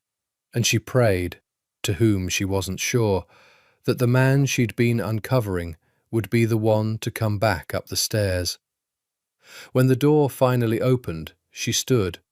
Sal came in alone. He had changed his clothes. There was no blood on him now. He looked exhausted in a way she'd never seen, hollowed out, and he stopped just inside the door, as though he wasn't sure he had the right to come closer. "Is it done?" Bella said quietly. "It's done." She didn't ask what done meant. She had made a kind of peace in these months with the fact that she loved a man who did things she would never be allowed to see, and that some of those things ended lives. But she needed to know one thing. "Marco, is he alive?" Sal's voice was rough. "I sent him away, him and his mother. He has a mother in the old country, sick. The debts were hers. That's how the Barzinis got him, gambling to pay for her care." He laughed, short and bitter. I sat down there looking at him, at a man who'd betrayed me, who'd told them which room you slept in, and every instinct I have, everything my father taught me, everything 20 years in this life has hammered into me, said the same thing. Make an example, so the next one thinks twice. He crossed to the window and stood looking out at the guarded dark. "And then I heard you. Come back up as yourself, not as him." And I thought about my father, who never once in his life chose mercy, who solved every wound by making a bigger one, who murdered my mother rather than survive being hurt by her. He turned. "I don't want to be him, Bella.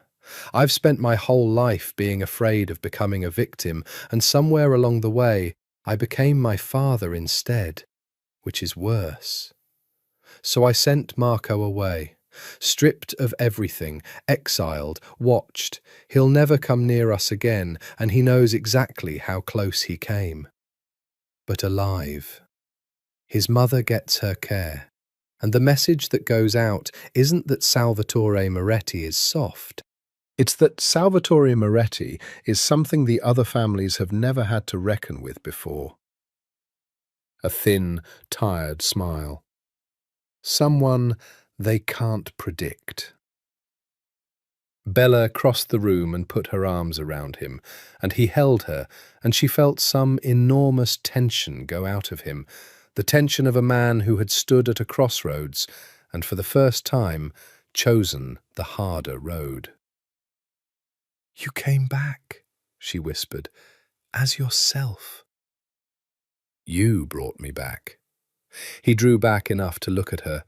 "You keep doing that, bringing me back.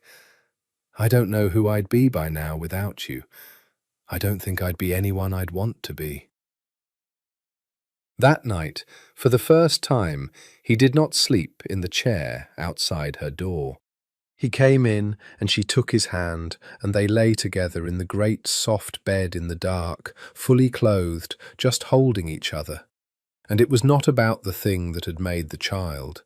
That would come later, slowly, patiently, as he learned that a body could be a home and not a battlefield.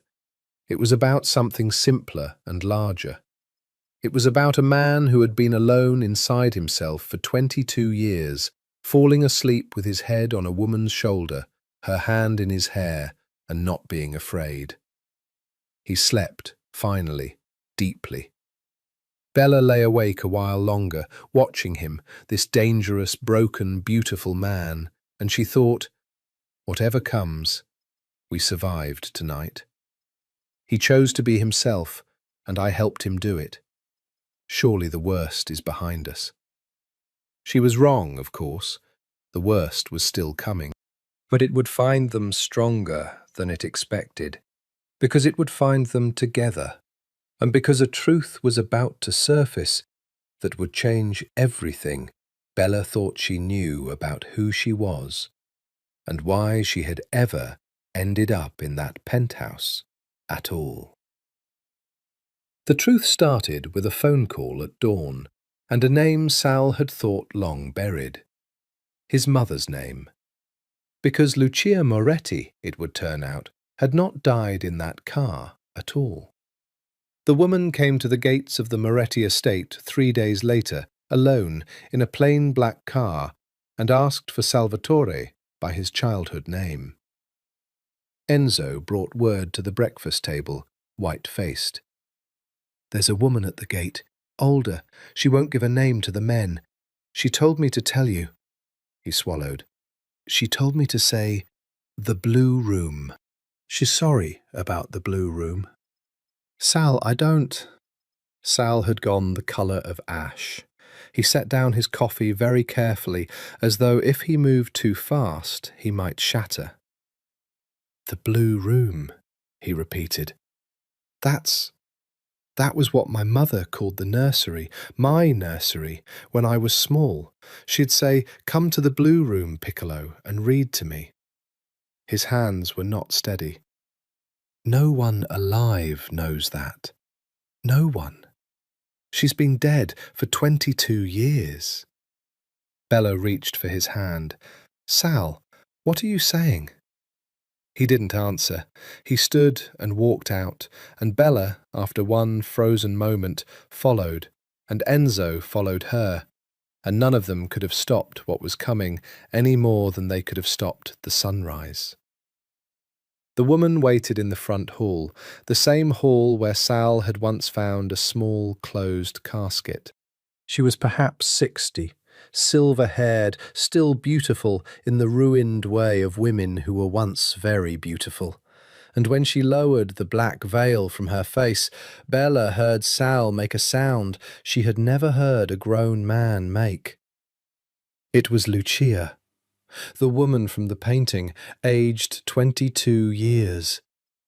Alive. "Salvatore," Lucia Moretti said, and her voice broke on it. My boy, look at you. You're the image of... You're dead. Sal's voice was a stranger's. There was a casket. My father. I heard the men. He killed you. He told me you were dead. I stood in this hall, and they told me... Your father tried to kill me. Lucia's eyes were wet. He found out about Matteo, and he came for me. And I ran. I ran with nothing, in the night, and one of his own men, a man who cared for me. He let me go, instead of putting me in the ground, and he staged the accident, the casket, to buy me time and to keep your father from hunting me. He told your father it was done. And I ran, Salvatore. I ran across an ocean, and I stayed gone because I knew, if your father ever learned I lived, he would finish it, and he would punish you for my sins. She took a step toward him, and he flinched back, and she stopped, and the grief on her face was terrible. I left you. I know what I did. I left an 11-year-old boy to believe his mother was dead, because staying meant we both died. Every day, for 22 years, I have... Don't. Sal's voice cracked like a whip. Don't you dare. Do you know what you left me? Do you know what it did to me? Believing my father murdered you. Believing it was my fault because I was your cover. Because I sat in that room while you... He was shaking now. I couldn't touch a woman for 20 years. 20 years, because the last woman I loved used me and left me and got herself killed. Except she didn't even do me the mercy of dying. She just left and let me carry her funeral for 2 decades. Sal. Bella was at his side, her hand on his arm. Sal, breathe. Breathe with me. But Lucia's eyes had gone past her son to Bella, and to the curve of her belly. And something happened in the older woman's face, recognition and shock, and a dawning horror that made no sense. "Who is this?" Lucia whispered. "Salvatore, who is this girl?" "My wife," Sal said, though they weren't married. Not yet, not officially. But he said it without hesitation, and Bella's heart turned over. "She's carrying my child." "Why?" Lucia's hand had gone to her mouth. She was staring at Bella as though she was seeing a ghost, and when she spoke, it was barely audible. "What is your name, child?" "Isabella," Bella said, unnerved. "Isabella Rossi." "No." Lucia shook her head slowly. "No, that's not. Rossi is the family that raised you, but that's not." Her eyes filled. "Your mother. Your true mother. Do you know her name?" Bella felt the floor shift beneath her. "She died when I was small. Her name was... My father always said her name was..." And then a memory, an old photograph, water-stained, rescued from a garden. "Sophia. Her name was Sophia." Lucia Moretti closed her eyes, and a tear tracked down her ruined, beautiful face. And when she opened them again, she was looking at Bella with a tenderness that made no sense, and a grief that made even less. "Sophia was my sister," Lucia said. "My little sister. She followed me across the ocean when I ran. She raised her daughter under a false name in a family that took her in and used her. And she died before she could ever tell that daughter the truth." Her voice broke completely. "You are my niece, Isabella, You are Moretti blood, which means—" The world tilted. Bella heard Sal's sharp intake of breath. "Which means the child you carry," Lucia whispered, "is Moretti on both sides. And it means, God forgive me, that the two of you—" For one horrible, suspended moment, the great hall was utterly silent, and Bella's blood roared in her ears, and the same impossible arithmetic seemed to be racing behind Sal's eyes. "Cousins, we're cousins, the child—" "Stop!" It was Enzo, of all people, stepping forward, and his voice cut through the horror with unexpected steel. "Signora, finish the sentence properly before you break them. You said Sofia was your sister. By blood?" Lucia looked at him, startled, and then, slowly, she shook her head, and the horror in the room began by degrees to recede. "No, not by blood. Sofia was— We called each other sisters. She was the daughter of the woman who raised me after my own mother died. We grew up as sisters. We loved each other as sisters, but there is no blood between us. None." She looked back at Bella, and now there was only tenderness. "You are my family in every way that has ever mattered. But you and Salvatore share not one drop of blood. The child is safe. You are safe. I only meant—" Her voice thickened. "I only meant that fate is strange beyond bearing, that my sister's daughter and my own son found each other across all of this darkness, neither of them knowing, that the girl the Rossis were selling like cattle is the last living piece of the sister I lost. That is what I meant." Bella found she had been holding her breath and let it out in a rush, and Sal's arm came around her, and she felt him shaking too, and understood he had gone to the same terrible place she had and come back. But something else had surfaced in Lucia's words, and it was Sal who caught it, his mind cutting through even his own shock, the way it always did. "The Rossis," he said slowly. "You said the Rossis raised her. Under a false name. Which means the Rossis knew. Renata knew Bella wasn't her husband's blood daughter at all." Lucia nodded. "Your father, Bella's father, the man you called father. He was a good man. Weak, but good. He loved Sofia. When she came to him dying, with a child and no name and no protection, he married her to give the child his name, and he raised you as his own.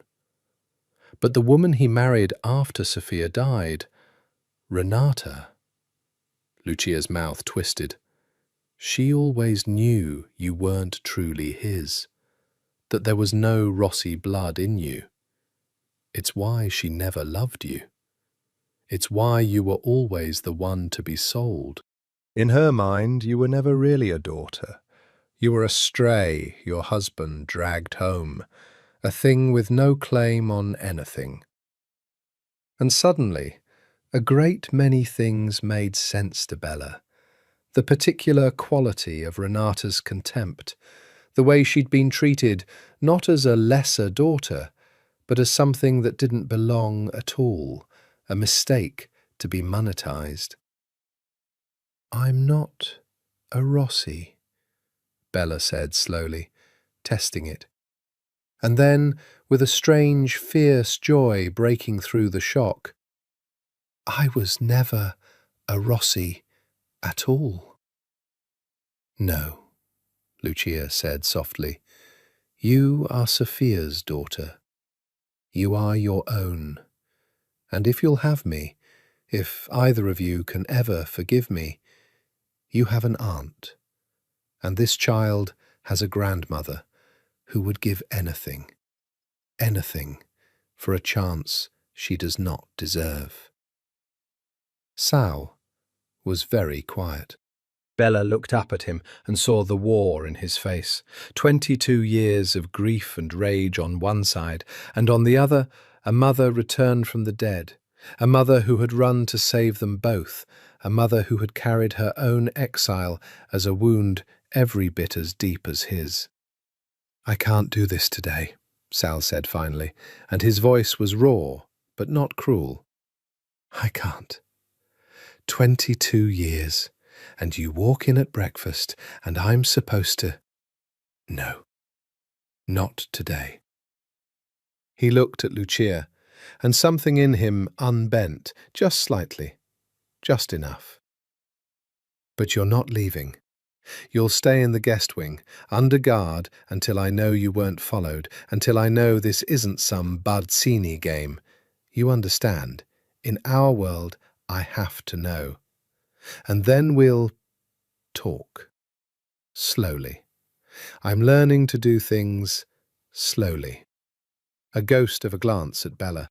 "Someone's been teaching me."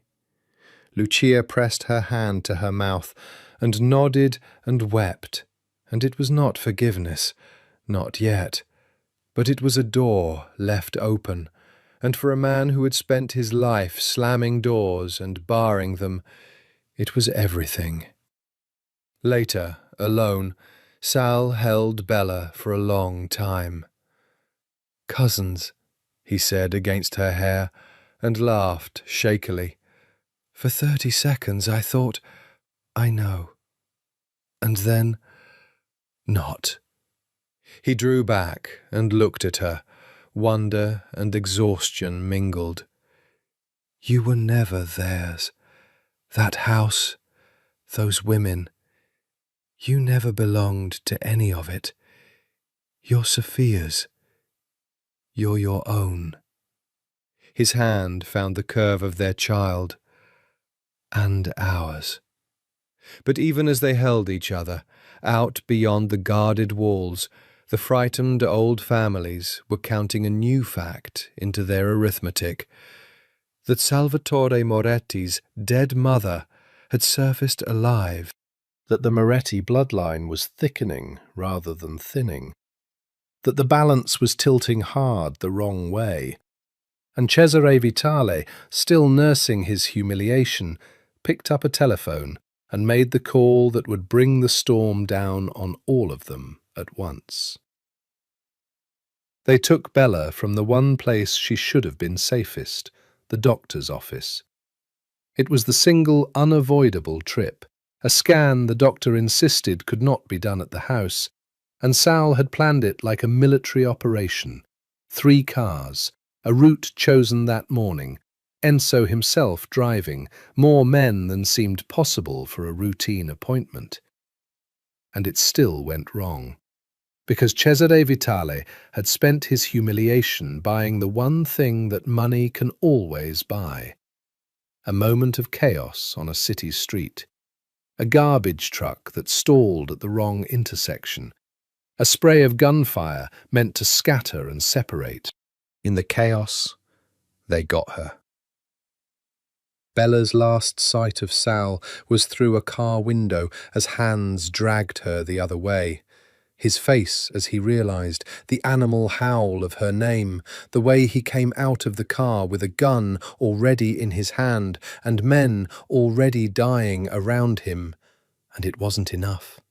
It wasn't fast enough. And then a door slammed and the world went dark under a hood, and she was gone. She woke in a cold concrete room, her hands bound, her belly cramping with fear, and made herself breathe, breathe, for the baby, for herself. When the door opened, it was Cesare Vitale who came in, immaculate and smiling, and behind him a face Bella had almost forgotten. Vincent Harrison, balding, soft, his eyes gleaming with old resentment and new opportunity. "Miss Rosie," Harrison said, "or should I say, No, I suppose there's no title for what you are now. Moretti's brood mare. He crouched before her. You ran out on me. Do you know what that cost me? The humiliation. And then I find you belong to Moretti, of all people, carrying he sneered, his miracle heir. The impotent king isn't impotent after all. Imagine what the families would pay to know the whole story. They'll kill you, Bella said, low and certain. Both of you. You have no idea what you've done. He will burn this whole city down to find me. He told me he would, and he doesn't lie. Cesare Vitale laughed. Let him come. That is precisely the point, my dear. A man in love is a man who makes mistakes. Salvatore Moretti has spent 11 years being untouchable because he wanted nothing and feared nothing. And now, he gestured at her belly. Now he wants everything. And it's all in one room, and he will come for it without thinking. And we will be ready. You are not the prize, Isabella. You are the bait. They left her then, in the cold, and Bella sat in the dark and did the only thing she could. She talked to her child, low and steady. She told it about its father, who had been alone and afraid for 20 years, and had learned to love anyway. She told it that its father was coming. And she worked, slowly, patiently, at the bindings on her wrists, with a sharp edge of the concrete block she leaned against, because she was Sophia's daughter. She was her own, and she had survived Renata and a locked room, and a life as a thing to be sold. And she was not going to sit still and be bait. Meanwhile, across the city, Salvatore Moretti had become something the underworld would tell stories about for a generation. He did not rage. That was the terror of it. Enzo, who had known him 30 years, said afterward that he had never seen Sal so calm, so cold, so absolutely without hesitation. He knew it was Vitale within the hour. Vitale and Harrison, the two men who'd wanted Bella and been denied. Because his mother, his returned and unforgiven mother, knew the old family's methods and named the pattern before anyone else could. Lucia Moretti, it turned out, had spent 22 years in exile, learning everything about the men who'd driven her out, and she laid it all at her son's feet like a penance. Cesare keeps a property by the water, Lucia said. He always did. For business he doesn't want seen. Your father knew it. I know it. She met her son's eyes. Let me help you get her back, Salvatore. Let me be your mother for 1 hour, even if you never let me again after. And Sal, cold, focused, terrible, looked at the mother he'd buried and the men around him and made his decision. Everyone, he said, every man we have, every favour I'm owed. Tonight. He checked his weapon. Cesare wants me to come without thinking, so we'll give him a man who came without thinking, at the front, loud. And while he's watching that, his eyes went to Enzo. You and I go in the waterside, the way only someone who knew the old man's habits would know. A glance at his mother, the way she just told us. Lucia's breath caught. You're not forgiven, Sal said to her, but you're useful, and you're blood, and tonight that's enough. He turned to the door, to the night, to the woman and child waiting in the dark. Let's go get my family. They came at midnight from 2 directions, and it went almost exactly as Sal had planned, which is to say it went bloody and fast, and did not go entirely to plan at all. because such things never do. The loud attack came at the front, cars, gunfire, a deliberate roar of chaos that pulled Vitale's men to the landward side. And while they answered it, two shadows came out of the black water on the seaward side, up onto the rocks, into the property through a service door that Lucia Moretti had described from a memory 22 years old, and that was still, incredibly, exactly where she'd said. Bella heard the gunfire start and pressed herself into the corner of her cold room, her wrists finally raw and free, a jagged shard of concrete gripped in her fist. Not much, but she was not going to be found doing nothing. When the door burst open, she swung it up with everything she had. Sal caught her wrist, an inch from his own throat. For one frozen heartbeat, they stared at each other, her wild-eyed, ready to kill, him blood-spattered and calm, and looking at her improvised weapon with something like pride breaking through the ice. "There she is," he said softly, "my wife, Sophia's daughter." He drew her against him, one arm around her, gun still ready in his other hand, already moving her toward the door. "You were going to fight your way out?" "I was going to try." "God, I love you," Sal said. The first time he had said it, there in a concrete room with men dying in the halls, and it was the least romantic and most true declaration Bella would ever receive, and she would treasure it all her life. Getting out was worse than getting in.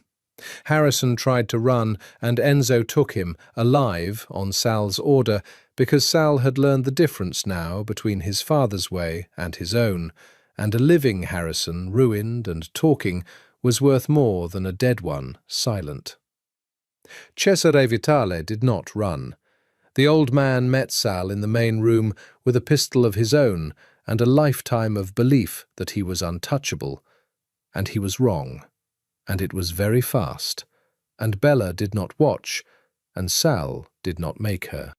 When it was done, when the last of Vitale's men had thrown down their weapons at the sight of the old Don dead on his own imported marble, Salvatore Moretti walked his wife out of that place with his own coat around her shoulders, and the men who saw them, his and what was left of Vitale's both, understood that they had watched the balance of their entire world change in a single night. The reckoning that followed was thorough, and it was cold, and it did not require a single further death. The Barzini family, exposed as the ones who turned Marco and funded the first attempt, found their alliances collapsing overnight as the other families scrambled to distance themselves from a losing side. Sal did not have to move against them. He simply let their fear do the work, and within a season the Barzinis were finished as a power. Vincent Harrison, alive and ruined, gave testimony to the right people about a great many things in exchange for his miserable life, and disappeared into witness anonymity, a broken man, which Sal found more satisfying than a bullet. And the Rossis, Renata and Ottavia, who had drugged a frightened girl and locked her behind bars and sold her twice, did not die either. Sal had promised Bella he would not become his father, and he kept it. Instead, he did what he had told Renata he would do in her own front hall a lifetime ago. He took everything. The debts he quietly bought up and called in all at once. The house sold out from under them. The name which he made worthless with a few well-placed words in the right ears, so that no bank, no suitor, no ally would touch a Rossi again. Renata and Ottavia ended their days in a small rented flat, genteel and poor and forgotten. which for two women who had worshipped only status and money was a punishment more exquisite than any grave. And every month, on Bella's private instruction that she never explained to anyone but Graziella, a modest sum arrived anonymously, so they would never quite starve. Not mercy, exactly, something colder and finer. The knowledge, delivered monthly, that the girl they'd thrown away was the one keeping them alive. Lucia Moretti was not forgiven in a day, but Sal let her stay, and let her sit with Bella through the last weeks, and let her hold his hand once at the painting she had once been, and slowly, in the way Bella had taught him that two things could be true, that a mother could break you and love you, that love need not be a knife. Something like peace grew up between them. She was there when the baby came. He was born on a bright, cold morning. A son, dark-eyed and furious and perfect, and Salvatore Moretti held his heir in hands that had done terrible things, and wept without shame. And Bella watched the last of the ice go out of him for good. They married that spring, and the whole underworld came, because when Salvatore Moretti summons you, you come. He stood before all of them, the families, the rivals, the men who had once whispered that he was impotent, sterile, cold, with Bella on his arm, in a gown she had chosen herself, and their son in his mother's returned from the dead grandmother's arms. And he did not make a speech about power. He made a speech about her. "You've heard things about me," Sal told the assembled underworld, his voice carrying over the silent hall. "Most of them were true, once. I was cold. I wanted nothing and feared nothing, and you were all more comfortable when that was so." A pause. "This is my wife, Isabella, the mother of my son, and the matriarch of this family, which means she stands above every one of you, and any hand raised against her is a hand raised against me, and you all know by now what that costs." His eyes swept the room, and no one met them long. "But that's not why I brought you here. I brought you here so you'd see her face and know it, because she is the reason I'm no longer the man you were comfortable with. She made me more dangerous than fear ever did." He looked down at her then, and the whole terrifying underworld fell away, and there was only Bella. "She made me a man with something to lose. And a man with something to lose, gentlemen, will burn down the world to keep it. Remember that. Remember her." Later, when the guests had gone, they stood together on the terrace where he had first put his hand over hers, the city glittering far below, their son asleep against Bella's chest. "Do you remember," Bella said, "the last thing you told me in the car that first night, when I asked why you came for me? I said because you were carrying my heir, and I protect what's mine." Sal drew her back against him, his arms coming around both of them, wife and son. "It was true. It just wasn't the truth." "And what's the truth?" He was quiet a moment, this dangerous, healed, terrible, gentle man, looking out at the world he'd conquered and the small, warm family that had conquered him. "That you walked into the one room in the world where a man had forgotten how to be touched," Sal said. "And you touched me, and it didn't hurt. That out of a mistake and a drugged glass and 100 betrayals, I got the only thing I ever needed and never knew how to want." He pressed his lips to her hair. The truth is, I was a ghost for 20 years, Bella, and you were the shadow after the drink that turned out to be more real than any of it. You made me real. Both of you did. Bella turned in his arms and kissed him, unafraid in the light, and below them the city burned on, indifferent and dangerous, and full of men who would tell the story for a generation, the story of the cold king who couldn't be touched, and the throwaway girl who was nobody's blood and everybody's mistake, and how the two of them had walked out of the dark together and never once looked back. The rumours, in the end, had it all wrong. Salvatore Moretti was not impotent, and he was not sterile, and he was not cold. He had only been waiting for the wrong door, the right girl, and the one night that broke him open enough to be saved.